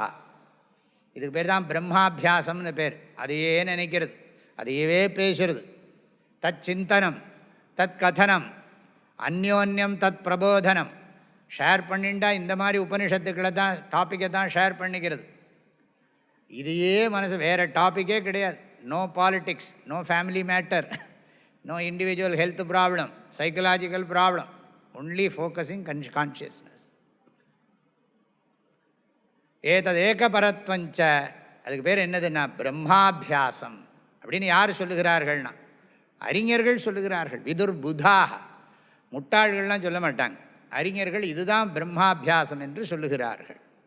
அந்நதேவ தத் விதித்தா ததோ அவிதித்தா ததி இது சுஷ்ரும பூர்வேஷாம் ஏனஸ்தத் வியாச்சக்ஷிரே. எங்களுக்கு இப்படி தான்ப்பா அவங்க சொல்லி கொடுத்தாங்க, அதை எந்த பிரமாணத்தினாலையும் தெரிஞ்சுக்க முடியாது. இன்னொன்று சொல்கிறேன், ஒரு பொருளை புரிஞ்சுக்கணும்னா அதுக்கு சாஸ்திரத்தில் லக்ஷணம் சொல்லணும், பிரமாணம் சொல்லணும்னு இருக்குது. இப்போ ஸ்வர்கா அஸ்தி, ஸ்வர்க்கம் இருக்கிறது. ஸ்வர்க்கம் எப்படிப்பட்டது? ஸ்வர்கா அஸ்தி. இப்போ இந்த என்னது பாரத தேசா அஸ்தி. பாரத தேசா அஸ்திங்கிறது எப்படி தெரியுதுன்னா, நான் அதில் இருக்கேன், என் கண்ணுக்காக மூக்கெல்லாம் வச்சுன்னு பார்த்துட்டுருக்கேன். இதுக்கு பாரத நாடுன்னு பேர். சரி, சாஸ்திரம் என்ன சொல்லுகிறதுன்னு, அது ஸ்வர்கா அஸ்தி. சொர்க்கம் எப்படி இருக்கும்னா, சொர்க்கத்தில் அம்மா வயிற்றுலேயே பிறக்க வேண்டியிருக்காது. First number 1. அங்கே கர்ப்பவாசம் கிடையாது. டைரெக்டாக இந்த உடம்புலேருந்து அங்கே புண்ணியம் பண்ணோடனே அதுக்கு தனி பாடி ரெடி ஆகிடும். அப்படியே அங்கே போய் தேவ சரீரம் வந்துடும். பசி தாகமெல்லாம் ஒரு மாதத்துக்கு ஒரு தரம் கொஞ்சம் பசிக்கும், தாகமெல்லாம் வராது. இங்கேயே சில பேர்லாம் இருக்காங்க, எனக்கு தெரிஞ்சு பார்த்துருக்கேன். 3 நாளைக்கு ஒரு தரம் ஒரு பிஸ்கட் சாப்பிட்றவன் இருக்கான். 3 நாளைக்கு ஒரு தரம் அரை டம்ளர் தண்ணி குடிக்கிறவங்கலாம் இருக்கான். சாப்பிடாத ஆட்களே இருக்குது. ரொம்ப ரேர், எல்லாரையும் சொல்லலை, மெஜாரிட்டி பீப்புள் அப்படி கிடையாது. இப்போ அங்கே போன உடனேயே தேவலோகத்துக்கு போனோம்னா அங்கே தேவ சரீரம் கிடச்சிடும். ஓல்டேஜே கிடையாது. இதெல்லாம் டிஸ்கிரிப்ஷன், லக்ஷணம். தேவலோக சொர்க்கலோகத்தோட லக்ஷணம். அங்கே ஜனங்கள்லாம் இருப்பாங்க. அங்கே எங்கே பார்த்தாலும் பசுமையாக இருக்கும், எங்கே ஆனந்தமாக இருக்கும். எப்போவுமே எல்லாம் well organised, spick and span எல்லாம் இருக்குதுன்னு வச்சுக்கோங்களேன். அதெல்லாம் டிஸ்கிரிப்ஷன், சொர்க்கலோக வர்ணனை. சரி, இந்த சொர்க்கலோகம் இருக்குங்கிற ஒரு லக்ஷணம் தெரிஞ்சு போச்சு. எதனால் தெரிஞ்சதுன்னா, வேதம் சொல்கிறது, புராணம் சொல்கிறது. புராணங்கள் வாயிலாக நாம் அறிகிறோம். அது மாதிரி இந்த பிரம்மன் அல்லது ஆத்மா எதனால் இந்த இந்திரியங்களெல்லாம் செயல்படுகின்றன அப்படின்னு கேள்வி கேட்டால் அதை சொல்லணும். அது அவர் சொல்லிட்டார், ஸ்ரோத்ரஸ்ய ஸ்ரோத்திரம்னு சொல்லிவிட்டார். அது காதுக்கு காது, கண்ணுக்கு கண்ணுன்னார். அது லக்ஷணம், அவ்வளோதான். அதுதான் லக்ஷணம். அது காதாக இருப்பது, காது கேட்கும் சக்தி உடையதாக இருப்பதற்கு அது காரணம் அப்படி சொல்லிட்டார். காதுக்கு காது, மூக்குக்கு மூக்கு, நாக்குக்கு நாக்கு சொல்லியாச்சு. சரி, அதை எப்படி தெரிஞ்சுக்கிறதுனா, அது செல்ஃப் எவிடென்ட். அதுக்கு நீ பிரமாணம் கிடையாது. பிரமாணம் கிடையாதுங்கிறதுக்கு என்ன பிரமாணம்னா வேதம். வேதம் எப்படி சொல்லணுமோ அப்படி சொல்கிறது. வேதங்கள் என்ன பண்ணுறதுன்னா, அதை தெரிந்து கொள்வதற்கு எந்த பிரமாணமும் தேவையில்லை என்பதற்கு பிரமாணமாக வேதங்கள் இருக்கின்றன, உபனிஷத்துக்கள் இருக்கின்றன. ஏன்னா நீ பிரமாணத்தை, வேத பிரமாணத்தையும் யூஸ் பண்ணுற உன்னைத்தான் நான் என்ன சொல்கிறேன், உன்னை தெரிஞ்சுக்கிறதுக்கு என்னப்பா பிரமாணம் வேணும்? அதுக்கு தான் இப்போ சொன்னேன். நான் இருக்கேங்கிறதுக்கு என்ன பிரமாணம் வேணும், என்ன ப்ரூஃப் வேணும்? நான் இருக்கேங்கிறது, நான் என்னவா இருக்கேங்கிறதா எனக்கு தெரியல, அதுக்கு வேதம் வேண்டியிருக்கு. வேதம் என்ன சொல்லிருக்குன்னா, என்னவா இருக்கேன்னா நீ இதா இல்லைங்கிறது, அவ்வளோதான். வேதம் எப்படி என்னை புரிய வைக்கிறதுன்னா, நீ உடம்பு இல்லை மனசு இல்லைன்னு சொல்கிறது. உடம்பு இல்லை மனசு இல்லை, நீ இண்டிவிஜுவலும் இல்லை. அப்போ என்னவா இருக்க முடியும்? ஆனால் இதெல்லாம் இல்லைன்னாலும் நீ இருக்கு இல்லையா? ஆழ்ந்த உறக்கத்தில் இது இல்லை, நீ இருக்க. நீ இல்லைன்னா திரும்ப எப்படி இந்த உடம்போடு சேர்ந்து காரியம் பண்ண போகிற? உனக்கு மாத்திரம்தான் இந்த எக்ஸ்பீரியன்ஸ் இருக்கா? எல்லாருக்கும் இந்த எக்ஸ்பீரியன்ஸ் இருக்குது. இப்போ சர்வேஷாம் அனுபவா, எல்லோருக்குமே இண்டிவிஜுவாலிட்டி தூக்கத்தில் போயிடுறது, இண்டிவிஜுவாலிட்டி முழிச்ச உடனே வருது. அப்போ இண்டிவிஜுவாலிட்டி இல்லாத ஒரு அவஸ்தை எல்லாருக்கும் இருக்குது. இப்போ இதுக்கு என்ன ப்ரூஃப் வேணும்னா, உன்னோட அனுபவம் தான் பிரமாணம். நீ இது இல்லை, ஜாகிரத அவஸ்தையில் இது நீன்னு நினச்சின்னு இருக்கிறத நீக்கிறது தான் என் வேலைங்கிறது உபனிஷத்து. விழிப்பில் தானே நீ சம்சாரியாக இருக்க, சொப்னத்தில் வேற ஒரு சம்சாரியாக இருக்க, சுஷுப்தியில் இந்த சம்சாரித்துவம் ஒடுங்கி இருக்கு. ஜாகிரத அவஸ்தையில் தானே உனக்கு இந்த சம்சாரித்துவ பிராந்தி போகணும். இந்த சம்சாரித்துவ பிராந்தி போகிறதுக்கு இதுதான் வழி. நீ சம்சாரி இல்லை, நித்திய அசம்சாரி, நித்திய முக்தன். நீ சம்சாரின்னு தப்பாக நினச்சின்னு இருக்க. ஏன் நினச்சின்னு இருக்கேன்னா, போரா என்ன நீ அந்த மனசு உனக்கு பாஹ்யமாக இருக்கிறதுனால வேதபூர்வம் புராணங்கள்லாம் அப்படி சொல்கிறதே தவிர, உனக்கு நல்ல பக்குவம் இருந்ததுன்னா நீ சம்சாரி இல்லைங்கிறத நான் உனக்கு சொல்லி கொடுத்துருவேன். அது வரைக்கும் உனக்கு ரூல்ஸ் அண்ட் ரெகுலேஷன்ஸ் வேணும். என்ன உலகத்தில் நம்ம விவகாரம் பண்ணணும், அதுக்கு சட்டத்திட்டம் வேணும். ஏன்னா இண்டிவிஜுவாலிட்டி இருக்கிற வரைக்கும், விவகாரத்தில் இருக்கிற வரைக்கும் சட்டத்திட்டங்கள் தேவைதான். ஆனால் இதெல்லாம் உண்மைன்னு ரொம்ப நம்பிடாதே. முழுக்க முழுக்க இது பரமசத்தியம் நினச்சுடாது. இதுதான் பாடம். இது வேணும், ஆனால் இது ரொம்ப ரொம்ப ரியாலிட்டி கொடுத்து ரொம்ப கவலைப்படாது. இந்த ஞான பலத்தோட தர்மத்தை கடைப்பிடி. உலக வாழ்க்கையில் இருந்தியான ஆனந்தமாக இருக்கலாம். எந்த எதிர்பார்ப்பும் இல்லாமல், எதுக்கும் ஆசைப்படாமல் ஆனந்தமாக இருக்க முடியும். சரீரத்தை நடத்துறதுக்கு என்ன தேவையோ அதை பகவான் ப்ரொவைட் பண்ணுவார். யோகக்ஷேமம் வஹாமியகம், பார்த்துக்கிறேன்ட்டார் அவர். இந்த ஞானத்தோடு இருக்கிறவனையெல்லாம் நான் தனியாக கவனிச்சுப்பேங்கிறார். அவன் எங்கேயோ காட்டில் குகையில் இருந்தாலும் நான் பார்த்துக்கிறேங்கிறார் அவர். ஆக இப்படி தான் எங்களுக்கு சொல்லி கொடுத்துருக்கிறார்கள் அப்படின்னு சொல்லிவிட்டார். இனி அடுத்த மந்திரம். இதெல்லாம் நிறைய ஆதிசங்கர் நிறைய விளக்கிறார். அதனால் வாழ்க்கையில் எதையும் தள்ள வேண்டியதும் இல்லை, கொள்ள வேண்டியதும் இல்லைங்கிறார். ஒரு வாக்கியம் சொல்கிறார் சங்கராச்சாரியர், அகேயம் அனுபாதேயம் அப்படிங்கிறார். இந்த அவர் ரொம்ப டெக்னிக்கலாக ரொம்ப ஆழமாக ஆதிசங்கர் ஒரு கருத்து சொல்கிறார். அது அறியப்பட்டதும் இல்லை, எனவே அதை நீக்க வேண்டியதில்லை. அது அறியப்படாததும் இல்லை, என்ன அது அறிந்ததை காட்டிலும் வேறானது என்பதால் எதையும் நீக்க வேண்டியதில்லை. அறியாததை காட்டிலும் வேறானது என்பதால் எதையும் எடுத்துக்கொள்ள வேண்டியதும் இல்லை. ஹேய அனுபாதேயம் அப்படிங்கிறார். வாழ்க்கையில் நீ எதையும் நீக்கவும் வேண்டாம், எதையும் எடுத்துக்கவும் வேண்டாம். நீக்கிறதுக்கும் ஒன்றும் இல்லை, எடுத்துக்கிறதுக்கும் ஒன்றும் இல்லை. அதை தெரியாததை ஒன்றை தெரிஞ்சுக்கணும்னு நீ முயற்சி பண்ண வேண்டாம். தெரிஞ்ச ஒன்றை நீ எப்போவுமே நம்முடைய சுபாவம் என்னென்னா, இருக்கிறத நம்ம அனுபவிக்க மாட்டோம். புதுசாக சேர்த்துண்டே தானே இருக்கும். புதுசாக நிறைய சேர்த்துண்டே இருக்கும். இருக்கிறத நமக்கு அனுபவிக்கிறத விட இருக்கிறதெல்லாம் அப்படியே வச்சுக்கணும். அது பாட்டுக்கு இருக்கணும். அதை விட்டுவிட்டு நம்ம சாகணுமோ இல்லையோ, அதுக்காக என்ன பண்ணணும்னா அதெல்லாம் இருக்கிறதெல்லாம் அப்படியே இருக்கட்டும். ஆனால் புதுசாக சேர்த்து உள்ளே போட்டுண்டே இருப்போம் இல்லையா? இருக்கிறது இருக்கணும், இல்லாததும் வரணும். இதே தான் வேலை, நித்திய கர்மா. லைஃப்பில் பிறந்ததுலேருந்து என்னென்னா இருக்கிறதெல்லாம் வர்றதெல்லாம் சேர்த்து வச்சுக்கணும். வரலையேன்னு கவலைப்பட்டுருக்கணும்.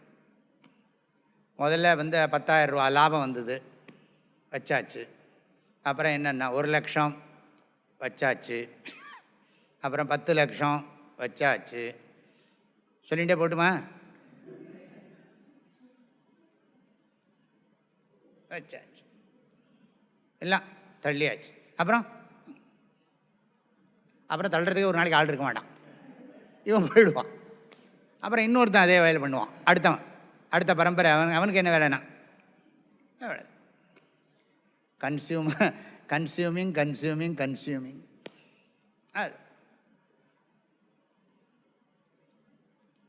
அதான் அதில் என்ன சொல்கிறேன்னு கேட்டால், அதை லட்சியமே பண்ணுறதில்ல, சேர்த்து வச்சிருக்கிறத லட்சியமே பண்ணுறதில்ல. வராதது வந்துட்டே இருக்கணுங்கிறான். அது ஏதோ இருந்தும் கூட அதை இக்னோர் பண்ணுற மாதிரி இருக்குது. நம்மக்கிட்ட இருக்கிற ப்ராப்பர்ட்டிலாம் இருந்தாலும் எத்தனை நேரம் தான் அதை நினைக்க முடியும்? ஆகையினால அதெல்லாம் என்ன நினச்சின்னு இருக்கோம்னா, அதான் இருக்கே சொல்லி அதை இக்னோர் பண்ணுற மாதிரி இருக்குது. வராதை அதை பற்றியே நினச்சின்னு இருக்கான், எதிர்பார்ப்பு இருந்துகிட்டே இருக்குது. இதுலேருந்தெல்லாம் விடுபடணுங்கிறார் சங்கராச்சாரியர். பெறுவதாவது விடுவதாவது, கொள்வதவர் தள்ளுவதவர் ஒன்றும் கிடையாதுங்கிறார். இதெல்லாம் ரொம்ப ஆழமாக அதெல்லாம் சொல்லுகிறார். இப்படி ஒரு கருத்து இருக்குது. சங்கராச்சாரியர் ரொம்ப அற்புதமாக, ஆதிசங்கரர் இந்த கேனோபனிஷத்துக்கு மாத்திரம் 2 விதமான வியாக்கியானம் பண்ணி இருக்கிறதாக சொல்லப்படுகிறது. அப்படி பழக்கத்தில் இருக்குது. ஒன்று பதபாஷ்யம், இன்னொன்று வாக்கிய பாஷ்யம். கேனோபனிஷத்துக்கு மாத்திரம்தான் இருக்குது, வேறு எதுக்கும் இல்லை. இந்த கமெண்ட்ரிக்கும் அந்த கமெண்ட்ரி கொஞ்சம் வித்தியாசங்களும் இருக்குது. அதெல்லாம் தனியாக படிப்பேன். நான் உங்களுக்கு ஜென்ரலாக தான் சொல்லின்னு இருக்கேன். ஆதிசங்கருடைய உரை அத்தனையும் நான் சொல்லலை. அவர்களுடைய சிந்தனை முறையே வித்தியாசமாக இருக்குது. இப்போ இருக்கிற உலகத்தினுடைய சிந்தனா ரீதியும் அந்த மகான்களுடைய சிந்தனை முறையுமே வித்தியாசமாக இருக்குது. அதனால் அவர்களுடைய சிந்தனை முறையை சொல்கிறதுக்கு நிறைய மனசில் வாங்கிட்டு இப்போ இருக்கிறதுக்கு தகுந்த மாதிரி நிறைய சொல்ல வேண்டியிருக்கு. அதனால் பாஷ்யத்தை நேர பார்க்குற போது இருக்கிற விஷயம் வேறு. ஆனால் கூடிய மட்டும் விஷயத்தை சொல்லிடுறோம். அதெல்லாம் வித்தியை தானே. அந்த உணர்பவனுக்கு அறிவு வேணுமா, உணர்வுக்கு அறிவு வேணுமா? என்ன சொன்னாலும் கடைசியில் நீ உணர்வுங்கிறதான் பாடம். அதை புரிஞ்சுக்கிற புத்திக்கு தான், புத்திக்கு ஒரு ஆனந்தம். படிக்கிற போது என்னென்னா நமக்கு புத்தியில் ஒரு ஆனந்தம். இதுக்கு பேர் வித்யானந்தம்னு பேர். எப்படி பணத்தால் ஒரு மனுஷன் சந்தோஷப்படுறானோ, ரிலேஷன்ஷிப்பால் சந்தோஷப்படுறானோ, அது மாதிரி இதெல்லாம் ஆராய்ச்சி பண்ணுறதுனால கிடைக்கிற ஒரு அறிவுனால ஏற்படுற ஆனந்தம். இதுக்கு பேர் வித்யானந்தம். அது இண்டிவிஜுவலுக்கு தான், பியூர் கான்ஷியஸ்னஸுக்கு கிடையாது, உணர்வுக்கு கிடையாது. ஆனால் அதில் என்றைக்கும் திருப்தி வராது, இதுலேயும் திருப்தி வராது. எத்தனை உபனிஷத்துக்களை, எத்தனை பாஷ்யத்தை எத்தனை தடவை படித்தாலும் என்னதுன்னா இப்படி ஆனந்தமாக இருக்கேன்னு சொல்லிகிட்டு இருக்க முடியுமே தவிர, இதுலேயும் ஒரு தடவையும் படிக்கிற போது புதுசு புதுசாக இருக்குது. நவில் தோறும் நூல் நயம். அதனால் இதுலேயும் திருப்தி வரப்போகிறதில்லை. அதனால் ஒரு லெவலில் என்ன பண்ணணும்னா சாஸ்திர வாசனையும் விடும்போம். படித்தப்புறம் விடணும், படிக்காமே விடக்கூடாது. அதை நான் முதலே பண்ணிவிடுறேனேன்னா, படித்தப்புறம் தான் விடணும், படிக்கிறதுக்கு முன்னாடி எப்படி விடுறது? அதில் சங்கராச்சாரியார் பதபாஷ்யம் வாக்கிய பாஷ்யம்னு 2 பாஷ்யம் பண்ணியிருக்கார். இதுக்கு பதபாஷ்யம்னா வேர்ட் பை வேர்டு மீனிங், வாக்கிய பாஷ்யம்னா சென்டென்ஸ் பை சென்டென்ஸ். அதனால் பதபாஷ்யம் வாக்கிய பாஷ்யம் அப்படின்னு சொல்லி இதை பிரிச்சிருக்கிறார்கள். அதனால்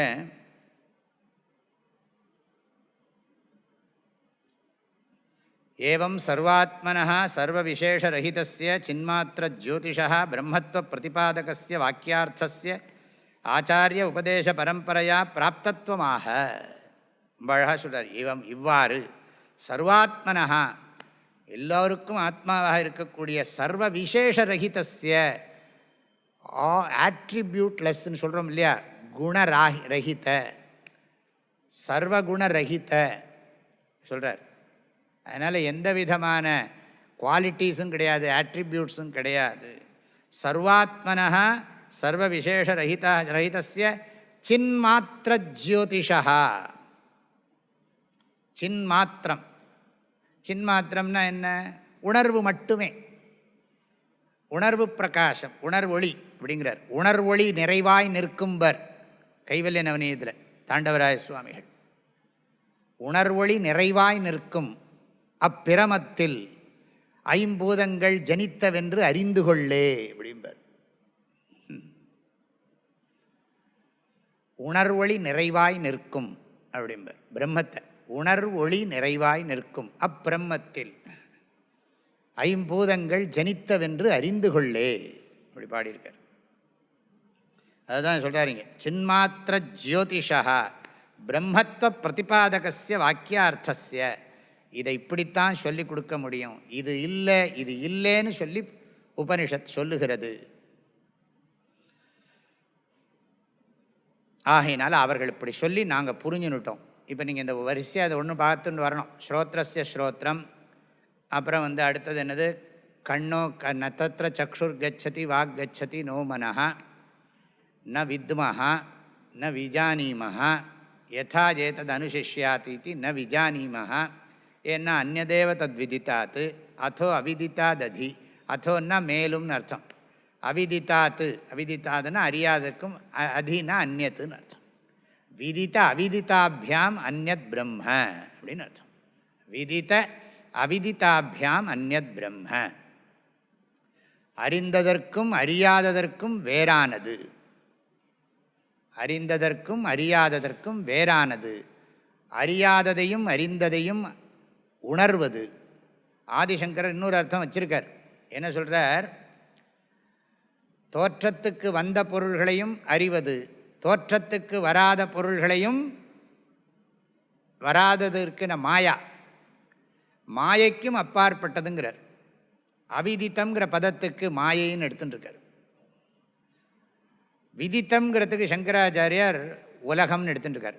வியாக்கிருத நாமரூபம், வியக்த நாமரூபம், அவ்யக்த நாமரூபம். வியக்த நாம ரூபம்னா என்ன? இப்போ நம்ம எக்ஸ்பீரியன்ஸ் பண்ணுற நேம் ஃபார்ம். அவ்யக்த நாம ரூபம்னா என்ன அர்த்தம்? இப்போ ஒரு பிஸ்கட்டு வச்சுக்கோங்களேன், தங்க பிஸ்கட், இல்லை மண், களிமண். அந்த காலத்தில் களிமண்ணை தான் நிறைய சொல்லுவாங்க, ஏன்னா அவங்க வாழ்க்கை எளிமையானது. களிமண்லேருந்து பானையை பண்ணுறதுக்கு முன்னாடி 10 பானை வந்துடுத்து, இன்னும் 20 பானை உள்ளுக்குள்ளே இருக்குது. எதுக்குள்ளே? மண்ணுக்குள்ளே. அது வெளிப்படாத பானைகள், வெளிப்பட்ட பானைகள், வெளிப்பட்ட மண் பாத்திரங்கள், வெளிப்படாத மண் பாத்திரங்கள்.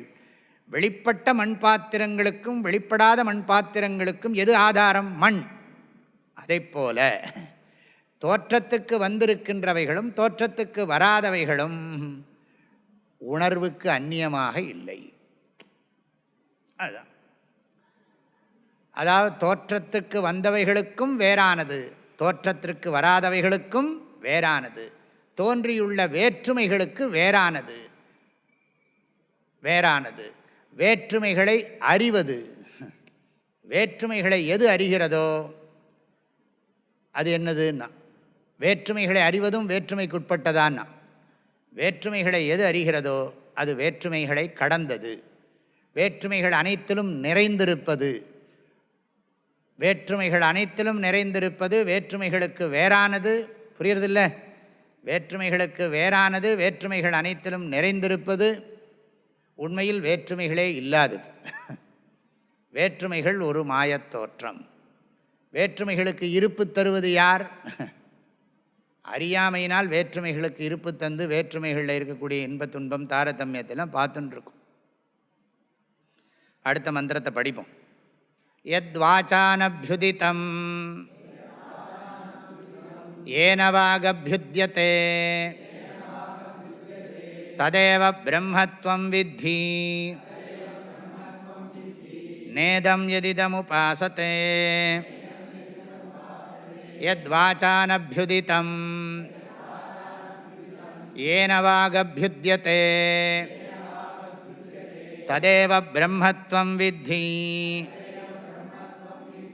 நேதம் யதிதமுபாசதே.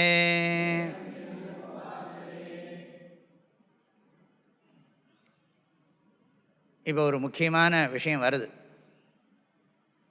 அறிந்ததை காட்டிலும் வேறானது, அறியாததை காட்டிலும் வேறானது. இனி பின்னால் ஒன்று வரப்போகிறது. அடுத்த கண்டத்தில் ஒரு விஷயம் வரப்போகிறது. நான் இப்போவே சொல்கிறேன், நம்ம போகிற ஸ்பீடுக்கு அதெல்லாம் எப்படி வரப்போகிறது தெரியல. அங்கே கேள்வி கேட்க போகிறார். நீ பிரம்மத்தை அறிந்திருக்கிறாய் என்றால் உன்னுடைய அறிவு மீண்டும் ஆராய்ச்சிக்குரியது அப்படிங்கிறார். பிரம்மத்தை நீ அறிந்திருக்கிறேன் என்றால் உன்னுடைய அறிவு முழுமையாக இல்லை என்பது என்னுடைய கருத்துங்கிறார். எப்படி? அவன் இந்த குருக்கிட்ட ரொம்ப வருஷமாக பழகிட்டான். இவருக்கு எப்படி பதில் சொன்னால் இவர் வாயை மூடலாம் அப்படின்னு அவன் தெரிஞ்சு வச்சுருக்கான். அவன் சொன்னான், நான் பிரம்மத்தை அறிய விரும்பவில்லை, அறிய வேண்டாம் என்று கருதுகிறேன் அப்படின்னா. ஆஹா, அறிந்து விட்டாய் அப்படின்னு இவன் பக்கத்தில் ஒருத்தர் இருந்தான், வசமான பைத்தியத்துக்கிட்ட மாட்டின்னு விட்டோன்ட்டான். எப்படி? I don't know Brahman, I don't want to know Brahman. இனிமேல் உங்கள் கிளாஸும் போகிறோம், நீங்களும் போகிறோம் அப்படின்னு அர்த்தமா? எனக்கு நீங்கள் இவ்வளோ சொல்லியும் ஒன்றும் புரியலை. இனிமேல் தீர்மானம் பண்ணிட்டேன், கேனோபனிஷத்தை படிக்கிறது இல்லைன்னு. போர் இந்த ஒரு கிளாஸில், இந்த ஒரு கேம்ப்லேயே எனக்கு எல்லாம் புரிஞ்சு போயிடுத்து. ஜென்மத்துக்கும் நமக்கும் உபனிஷத்துக்கும் சரி வராது. அப்படி தீர்மானம் பண்ணுறியா நீ? அப்படி முடிவு எடுக்க போறியா அப்படின்னா? ஆனால் அப்படி இல்லை. அவர் சொல்கிறார், நீ பிரம்மத்தை அறிந்திருக்கிறாய் என்றால் வரப்போகிறது ஒரு மந்திரம். எதி மன்யசே சுவேதேதி தப்ரமேவாபி நூனந்தம் வேத்த பிரம்மணோ ரூபம் யதஸ்யத்வம் யதஸ்ய தேவேஸ்வதனுமீமாம்ஸ்யமேவதே. இப்படின்னு நீளமாக இவ்வளோ பெரிய சென்டென்ஸ் போகிறார். அவன் ஒரே 2 வேர்டில் முடிச்சுட்டான். மன்யே விதித்தம், ஆம் அறியப்பட்டது தான். அறியப்பட்டதா? நீ அறிந்திருக்கிறேன் என்று சொன்னால் உன்னுடைய அறிவு ஆராய்ச்சிக்குரியதுங்கிறேன், நீ அறியப்பட்டதுன்னு சொல்கிற. அப்போ ஆராய்ச்சி பண்ணணுமான்னா, நாஹம் மன்யே சுவேதேதி நோன வேதேதி வேதச்ச யோனஸ்தத்வேத தத்வேத நோன வேதேதி வேதச்ச. அடுத்த மந்திரம். இந்த மந்திரம்தான் புரியணும். நான் அதை அறிந்திருக்கிறேன் என்று அறியவில்லை, அறியப்படவில்லை என்றும் அறியவில்லை என்று அறிந்திருக்கிறேன் அப்படின்னு உடனே சௌரியம் போல அப்படின்னு அவர் கிளம்பி போயிட்டார். யார்? குருநாதர். ஜீவன் முக்தி சுகானுபவ சித்திரஸ்து அப்படின்னு சொல்லி ஆசீர்வாதம் விட்டு கிளம்பிவிட்டார் அவர். அப்போ உடனே உபநிஷத்து வந்து பேசுறது. ஆஹா, என்ன என்ன டீச்சிங், என்ன பாடம் அப்படின்னு உபநிஷத்து உடனே ஸ்தோத்திரம் பண்ணுறது. இப்படி இல்லவோ குரு இருக்கணும், இப்படி இல்லவோ சிஷ்யன் இருக்கணும் அப்படின்னு புகழ்கிறது. அதோட அதுக்கப்புறம் முடியறது. இதை தெரிஞ்சுக்கணும், இந்த லைஃப்பில் இதை தெரிஞ்சுக்கிற வெரி இம்பார்ட்டன்ட்னு சொல்லி முடிச்சு விட்றது உபநிஷத்து. இதை தெரிஞ்சுக்கலன்னா நம்ம லைஃபே வேஸ்ட் அப்படின்னு சொல்லிடுறது. கடைசி மந்திரம். இப்படி மொத்தம் 5 தான் இருக்குது. குரு கேள்வி கேட்குறார், சிஷ்யன் பதில் சொல்கிறான். 2 பேரும் முடிஞ்சு போச்சு. கேள்வி கேட்குறார், பதில் சொல்கிறான். பதில் சொன்ன உடனே இனிமேல் இவனுக்கு பாடம் சொல்லித்தர வேண்டிய அவசியம் இல்லைன்னு முடிச்சுட்டார். ஓம் தத் சத்து இப்படி கிளம்பிட்டார் அவரும். அவனும் சிஷ்யன் நமஸ்காரம் பண்ணிட்டு போயிட்டான். ஏன்னா அடிமையாக என்ன 2 பேரும், அதெல்லாம் ஒன்றும் கிடையாது. அவன் கிளம்பி போயிட்டான். அதுக்கப்புறம் உபனிஷத்து வந்து சொல்கிறது, பாருங்க இந்த மாதிரி குரு சிஷ்ய சம்வாதம் என்ன அழகான பாடம் பாருங்க அப்படின்னு 2 மந்திரம் பேசுறது. அதுக்கப்புறம் கடைசி மந்திரம் சொல்கிறது, இந்த வாழ்க்கையில் இதுதான் ஐயா உண்மை, இதை தெரிஞ்சுக்கணும், இதை தெரிஞ்சுனுட்டா போகிறோம், அப்புறம் வேறு ஒன்றும் தேவையே இல்லை. இந்த வாழ்க்கையில் நம்ம செய்ய வேண்டியதை செஞ்சது இந்த ஞானத்தை பெறுறதான்னு சொல்லி முடிக்கிறது. அதெல்லாம் நம்ம புரிஞ்சுக்கணும். அப்புறம் வரப்போகிறது. இப்போ என்ன சொல்கிறார் சங்கராச்சாரியர், இங்கே ரொம்ப இன்ட்ரெஸ்டிங்காக ஒன்று ஆரம்பிக்கிறார். இதில் அவர் வந்து ரொம்ப முக்கியமாக என்ன சொல்கிறாருன்னா, இப்போ நீங்கள் கடைசியில் என்ன பண்ணுறீங்க, இவ்வளோ தூரம் எஃபர்ட் எடுத்து கடைசியில் என்ன பண்ணிவிட்டேன்னா ஆத்மாவை பிரம்மம்னு சொல்லி விட்டீர்களே, உணர்வே அனைத்தும் பிரஜானம் பிரம்ம என்று சொல்லி விட்டீர்களே அப்படின்னு கேட்குறான் சங்கராச்சாரியர். அப்படி இன்ட்ரடக்ஷன் கொடுக்குறார். இப்போ இதிலிருந்து என்ன தெரிஞ்சதுன்னா, இது மகா வாக்கியம் என்று தெரிந்து விட்டது. விதித்த அவிதிதாபியாம் அந்நத் பிரம்ம. ஏன்னா சக்ஷுஸ்ரோத்திரம் கவுதேவோ யுனக்தி, கண்ணையும் காதையும் எந்த தத்துவம் இயக்குகிறதுனா எங்கோ இருக்கிற கடவுள் இல்லை, நான் சொல்லி முடிச்சுட்டோம். அப்போ நான் இத்தனை நாளாக என்ன இறைவன் தான் எல்லாத்தையும் இயக்குகிறார்னு படித்தோம். இப்போ ஆத்மான் என்று சொல்லுகிறீர்கள், அது உணர்வு என்று சொல்லுகிறீர்கள். ஆஹா, பிரஜானம் பிரம்ம, உணர்வே பிரம்மம். ஆஹா, ஆத்மாவை பிரம்மன் என்று சொல்லிவிட்டீர்களே. இப்போ நான் உணர்பவன் வேறு, உணர்பவன் உணர்வு. நீங்கள் அந்த ஆங்கிளில் பார்த்தா உணர்பவன் ஜீவாத்மா, உணர்வு பரமாத்மா, நிர்குணம் பிரம்ம அப்படி போட்டுக்கணும். நிர்குணம் பிரம்ம, உணர்வு தான் நிர்குணம் பிரம்ம. உணர்பவன் யாரு? சகுண ஜீவக, ஜீவ ஜீவன், குணங்களோடு கூடிய ஜீவாத்மா. உணர்பவன் ஜீவாத்மா, உணர்வு பிரம்மம். இப்போ என்ன படித்து புரிஞ்சுட்டோம் நாம? அயம் ஆத்மா பிரம்ம, இந்த ஆத்மா பிரம்மன், நான் பிரம்மஸ்வரூபம்னு புரிஞ்சுட்டோம். அப்போ சங்கராச்சாரியர் கேட்குறார், அப்போனா இத்தனை நாளாக உபாசனை பண்ணினதெல்லாம் என்னது? நான் வாழ்க்கையில் இத்தனை நாளாக உபாசனை எல்லாம் பண்ணியிருக்கேனே, கடவுளை எல்லாம் நிறைய பூஜை பண்ண, இந்திரனுக்கு வந்து இந்திராய ஸ்வாஹா, வருணாய ஸ்வாஹா, வாயவே ஸ்வாஹா, குபேராய ஸ்வாஹா இப்படி சொல்லி பூஜையெல்லாம் பண்ணியிருக்கேன், தியானம் பண்ணியிருக்கேன், சமஸ்த தேவதைகளெல்லாம் தியானம் பண்ணியிருக்கேன். அந்த கைலாச பர்வதம், கைலாச பர்வதத்தில் பரமேஸ்வரன், அல்லது அந்த பார்க்கடலில் பள்ளி கொண்டிருக்கிற பெருமாள் பரமபதநாதன், இப்படியெல்லாம் நான் தியானம் பண்ணியிருக்கேன். வைதிகமான உபாசனைகளை பற்றி இங்கே பேசுகிறார் சங்கராச்சாரியர். பௌராணிகமான உபாசனைகள் வேறு, ஆகம சாஸ்திரங்களில் சொல்லப்படுற உபாசனைகள் வேறு. வைதிகமான உபாசனைகள்லாம் நிறைய இருக்குது. இந்திரன், மித்ரன், வருணன், இந்த மாதிரி தேவதைகள்லாம் இருக்குது. பொதுவாக ஈஸ்வரன் சொல்லி பிரம்மத்தை சொல்கிறோம். ஆகையினால இந்த சிவனுடைய ரூபமோ விஷ்ணுவினுடைய ரூபமோ ஜாஸ்தி வேதங்கள்லாம் பேசப்படுறது கிடையாது.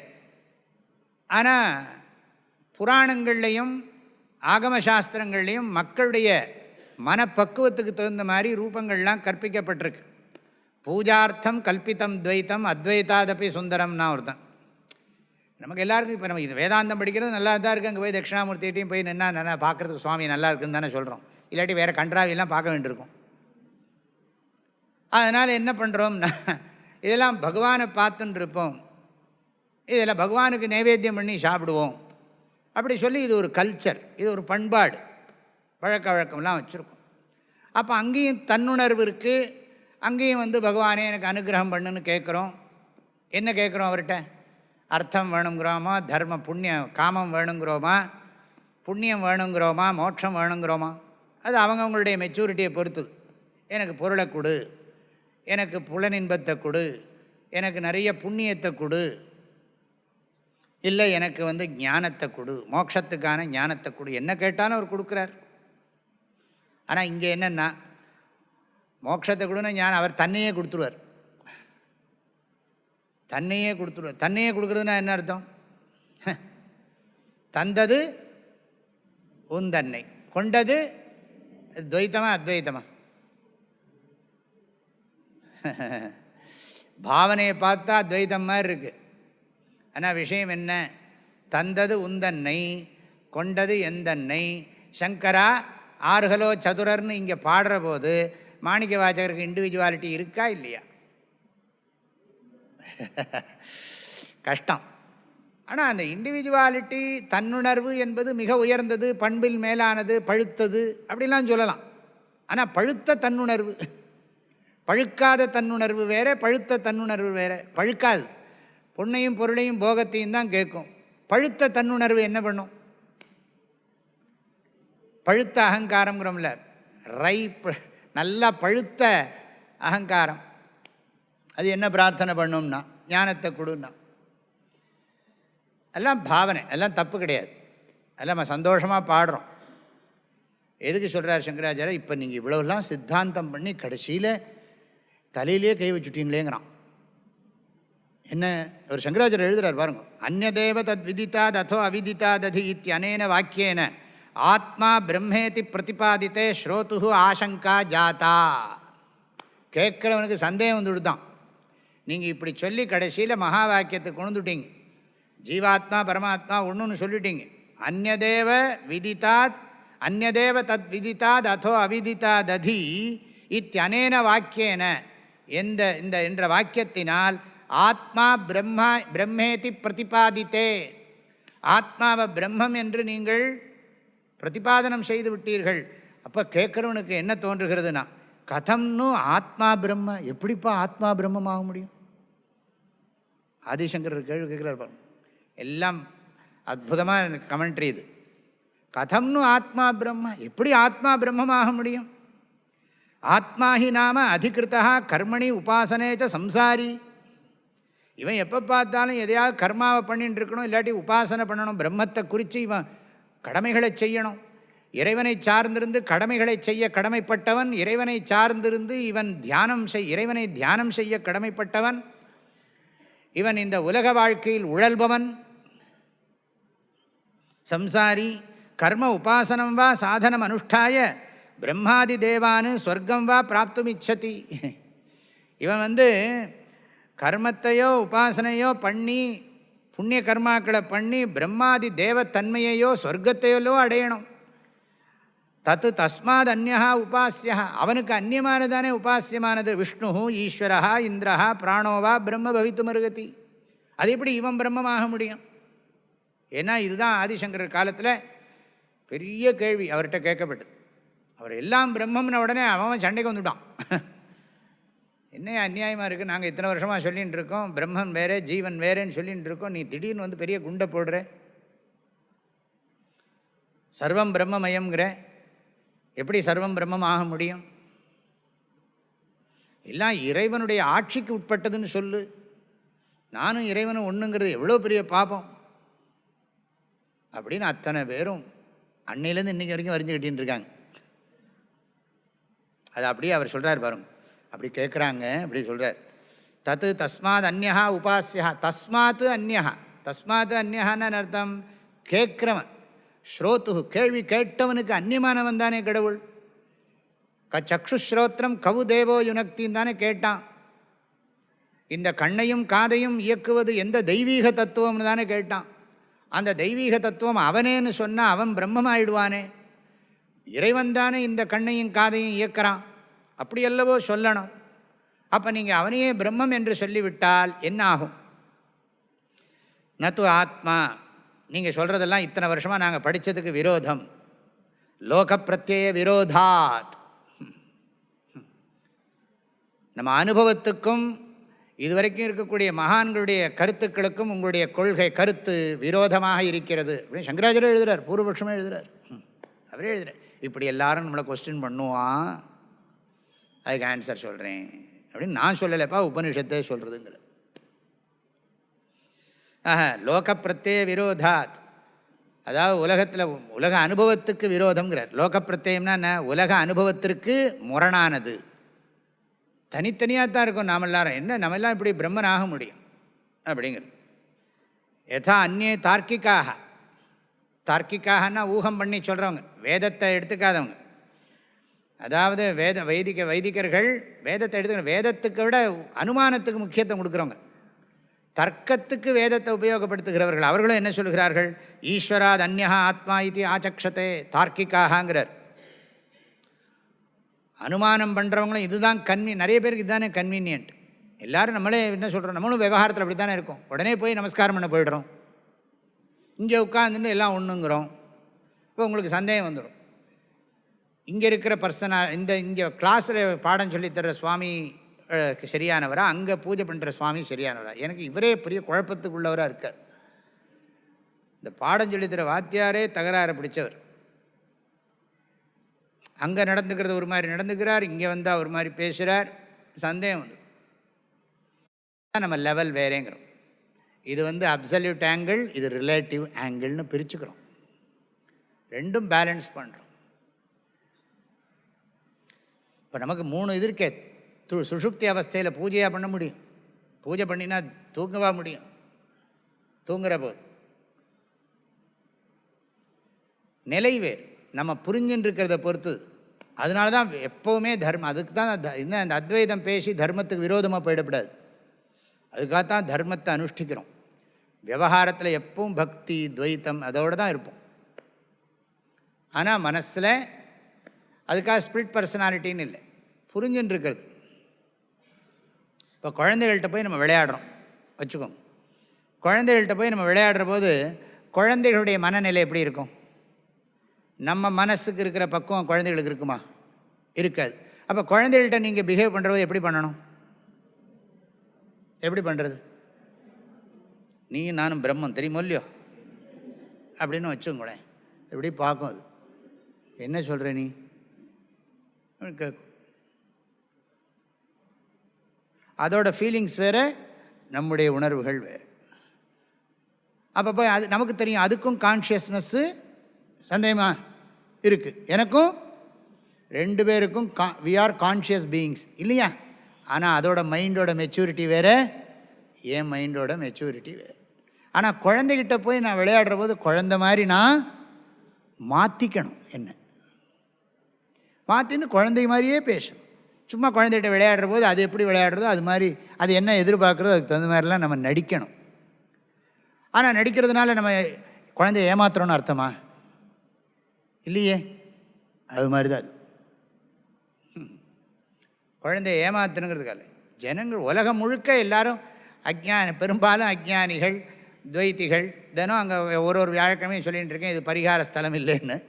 ஆனால் நிறைய பேர் ஜோசியம் சொல்லி தான் வந்துட்டுருக்கான், எனக்கு தெரியும். இல்லாட்டி எதுக்கு இவ்வளோ பேர் வராங்க? இங்கே வந்தால் எல்லோரும் பிரம்மஸ்வரூபம் நான் ஒருத்தர் இருக்க மாட்டார். நானும் பூஜை பண்ணுறவரே இருக்க மாட்டார், பூஜையை முடிச்சுட்டு ஓடிடுவார். அங்கே வர்றவங்களெல்லாம் என்னன்னா ரொம்ப எல்லாம் ரொம்ப முறையாக நடக்கிறது, பூஜை எல்லாம் ரொம்ப ஒழுங்காக நடக்கிறது. ஜோசியர்கள்லாம் வேறு சொல்கிறாங்க, இது இங்கே போனீங்கன்னா உங்களுக்கு எல்லாம் நடக்கும். உண்மைதான், சுவாமிக்கு அவ்வளோ சக்தி இருக்குது, எல்லாம் நடக்கிறது. ஆனால் அவங்களுடைய ஆட்டிடியூடு வேறு. அங்கே போய் நான் பேசுகிற போது இதெல்லாம் வேதாந்தமெல்லாம் ரொம்ப சொல்லிகிட்டு இருக்க மாட்டேன். வாழ்க்கையை நல்லா நடத்துங்கோ, வேல்யூஸு அதெல்லாம் சொல்லிவிட்டு பகவான் அனுகிரகம் பண்ணுவார், ஒன்றும் குறவில்லை. ஏன்னா நம்ம அதை பண்ணித்தானே இந்த பாடமே படிக்க வந்திருக்கோம். இப்போ வந்ததுனால அதை மறந்துடுவோமா என்ன? பகவானே அதை விரும்புகிறார். நானும் நீயும் ஒன்றும் நீ புரிஞ்சுண்டியானா எனக்கு நிம்மதிப்பா, அப்புறம் என்கிட்ட பிடிங்கிட்டே இருக்க மாட்டேன்.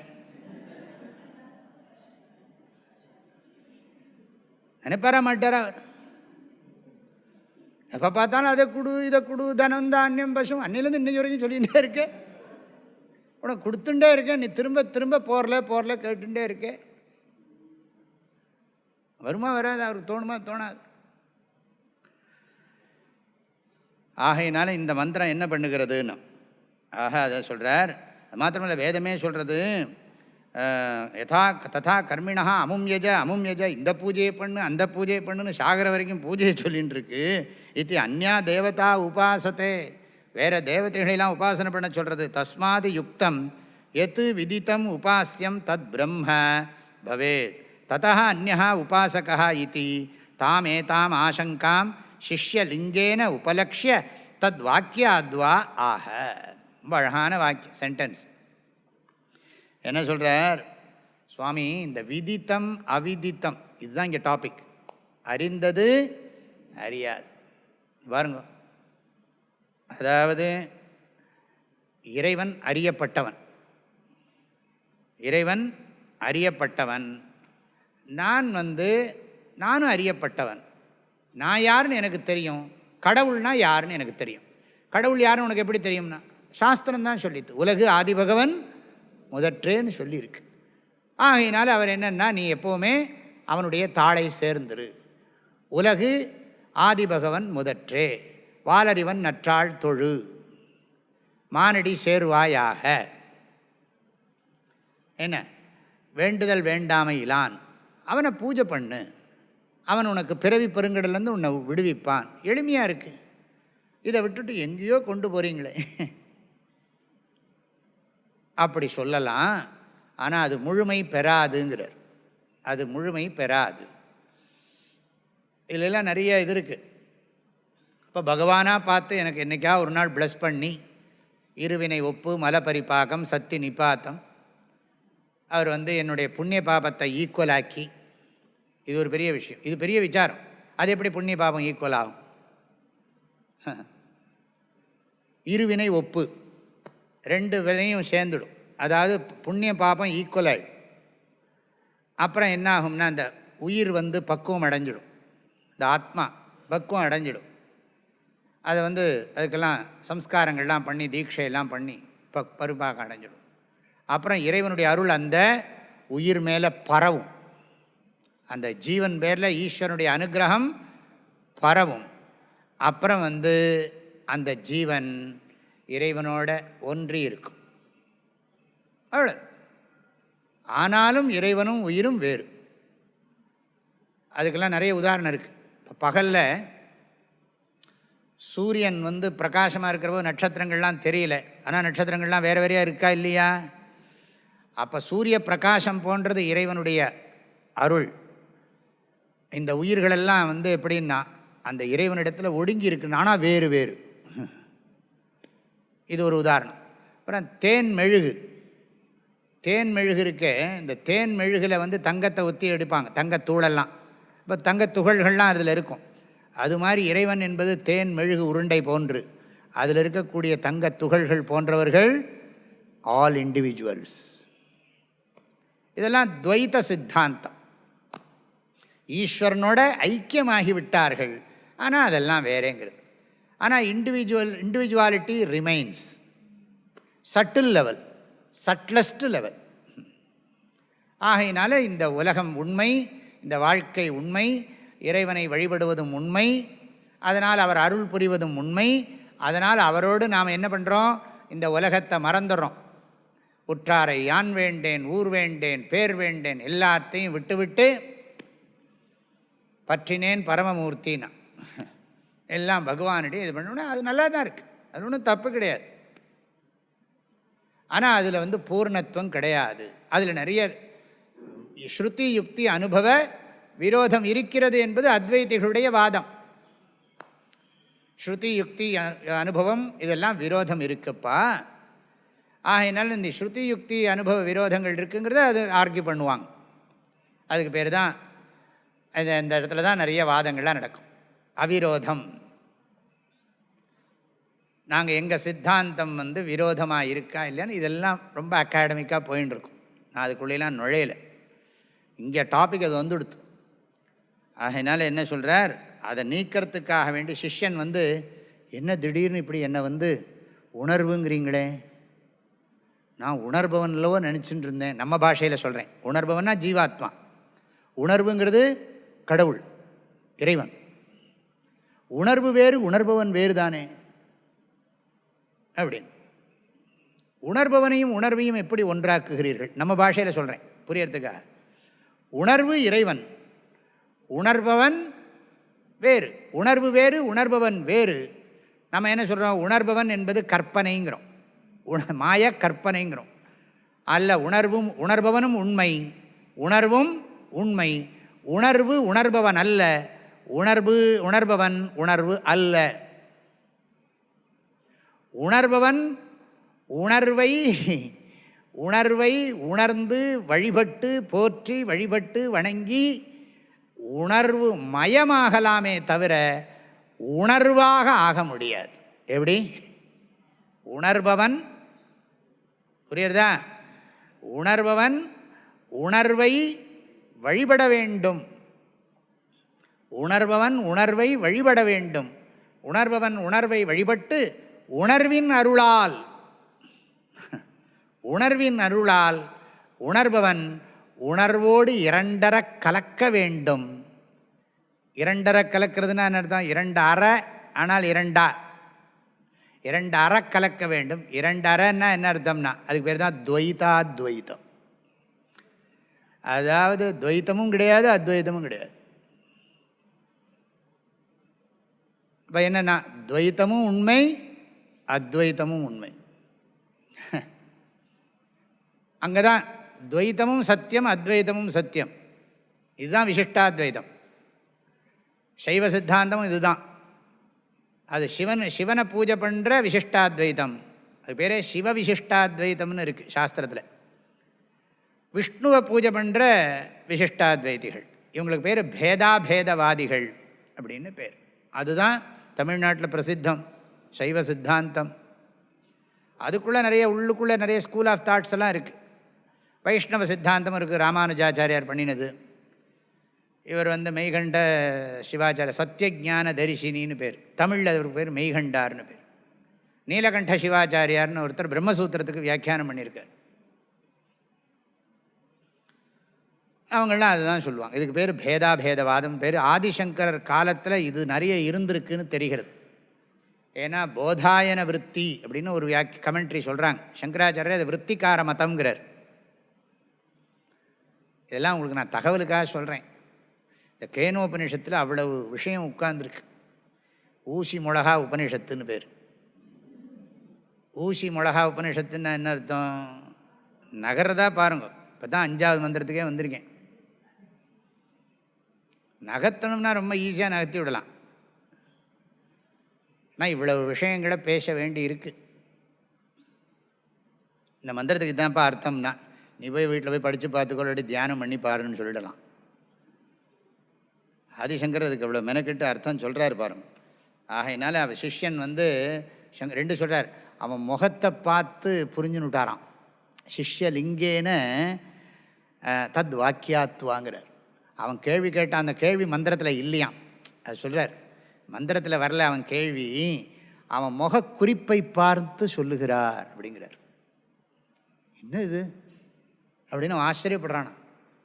என்னது நான் என்ன இப்படி அந்நதேவ தத் விதித்தா ததோ அவிதித்தா ததி இது சுஷ்ரும பூர்வேஷாம் ஏனஸ்தத் வியாச்சக்ஷிரே அப்படின்னு சொன்ன உடனே அவனுக்கு அப்படியே தூக்கி வாரி போடுறதான்.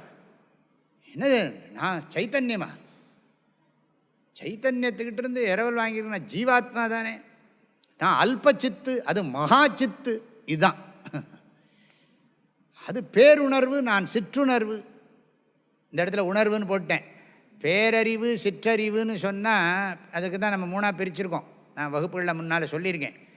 பேரறிவு, வாலறிவு, சிற்றறிவுன்னு 3ஆக பிரிச்சிருக்கேன். பேரறிவுங்கிறது பியூர் கான்ஷியஸ்னஸ், வாலறிவுங்கிறது ஆம்னீஷியன்ட், சிற்றறிவுங்கிறது நமக்கு இருக்கிற அல்ப புத்தி.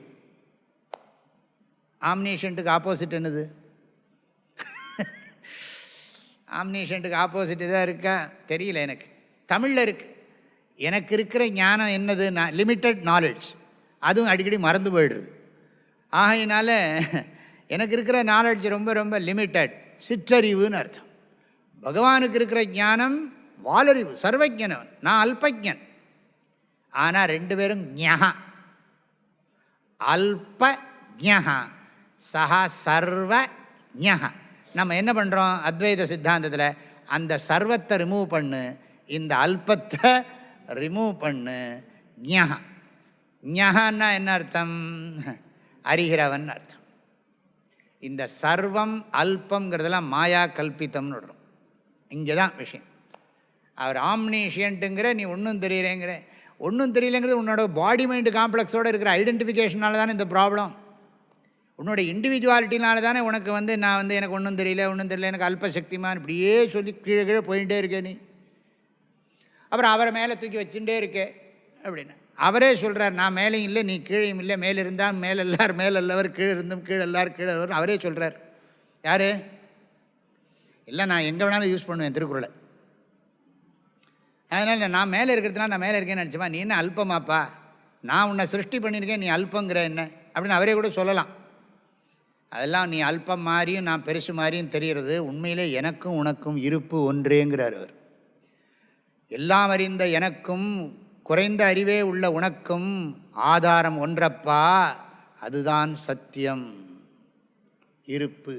நான் இருக்கிறேன், நீ இருக்கிறாய், இருப்பு தான் உண்மை.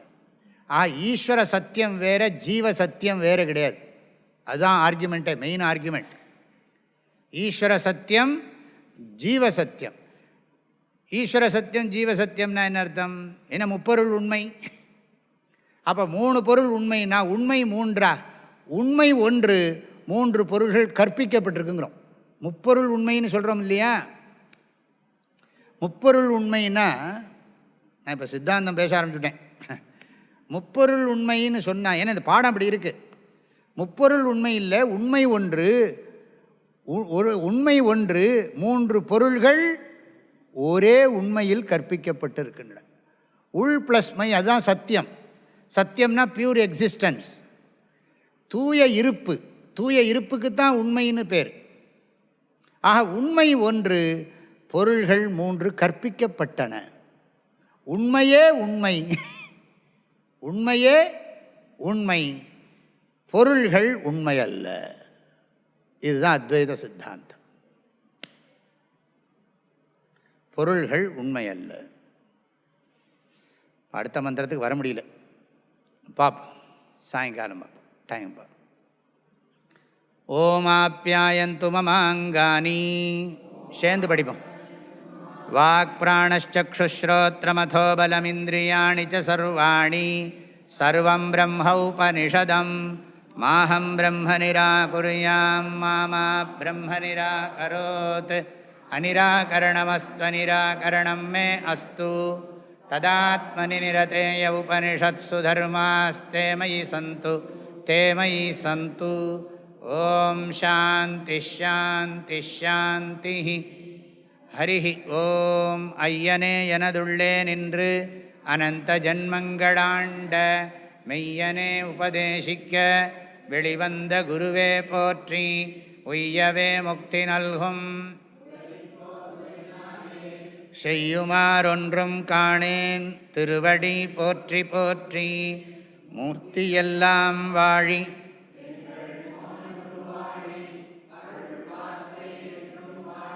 அன்பர் வாழி பராபரமே. ஓம் சாந்தி ஷாந்தி ஷாந்தி. ஹரி ஓம். ஆதிகுருநாத ஸ்வாமிகி.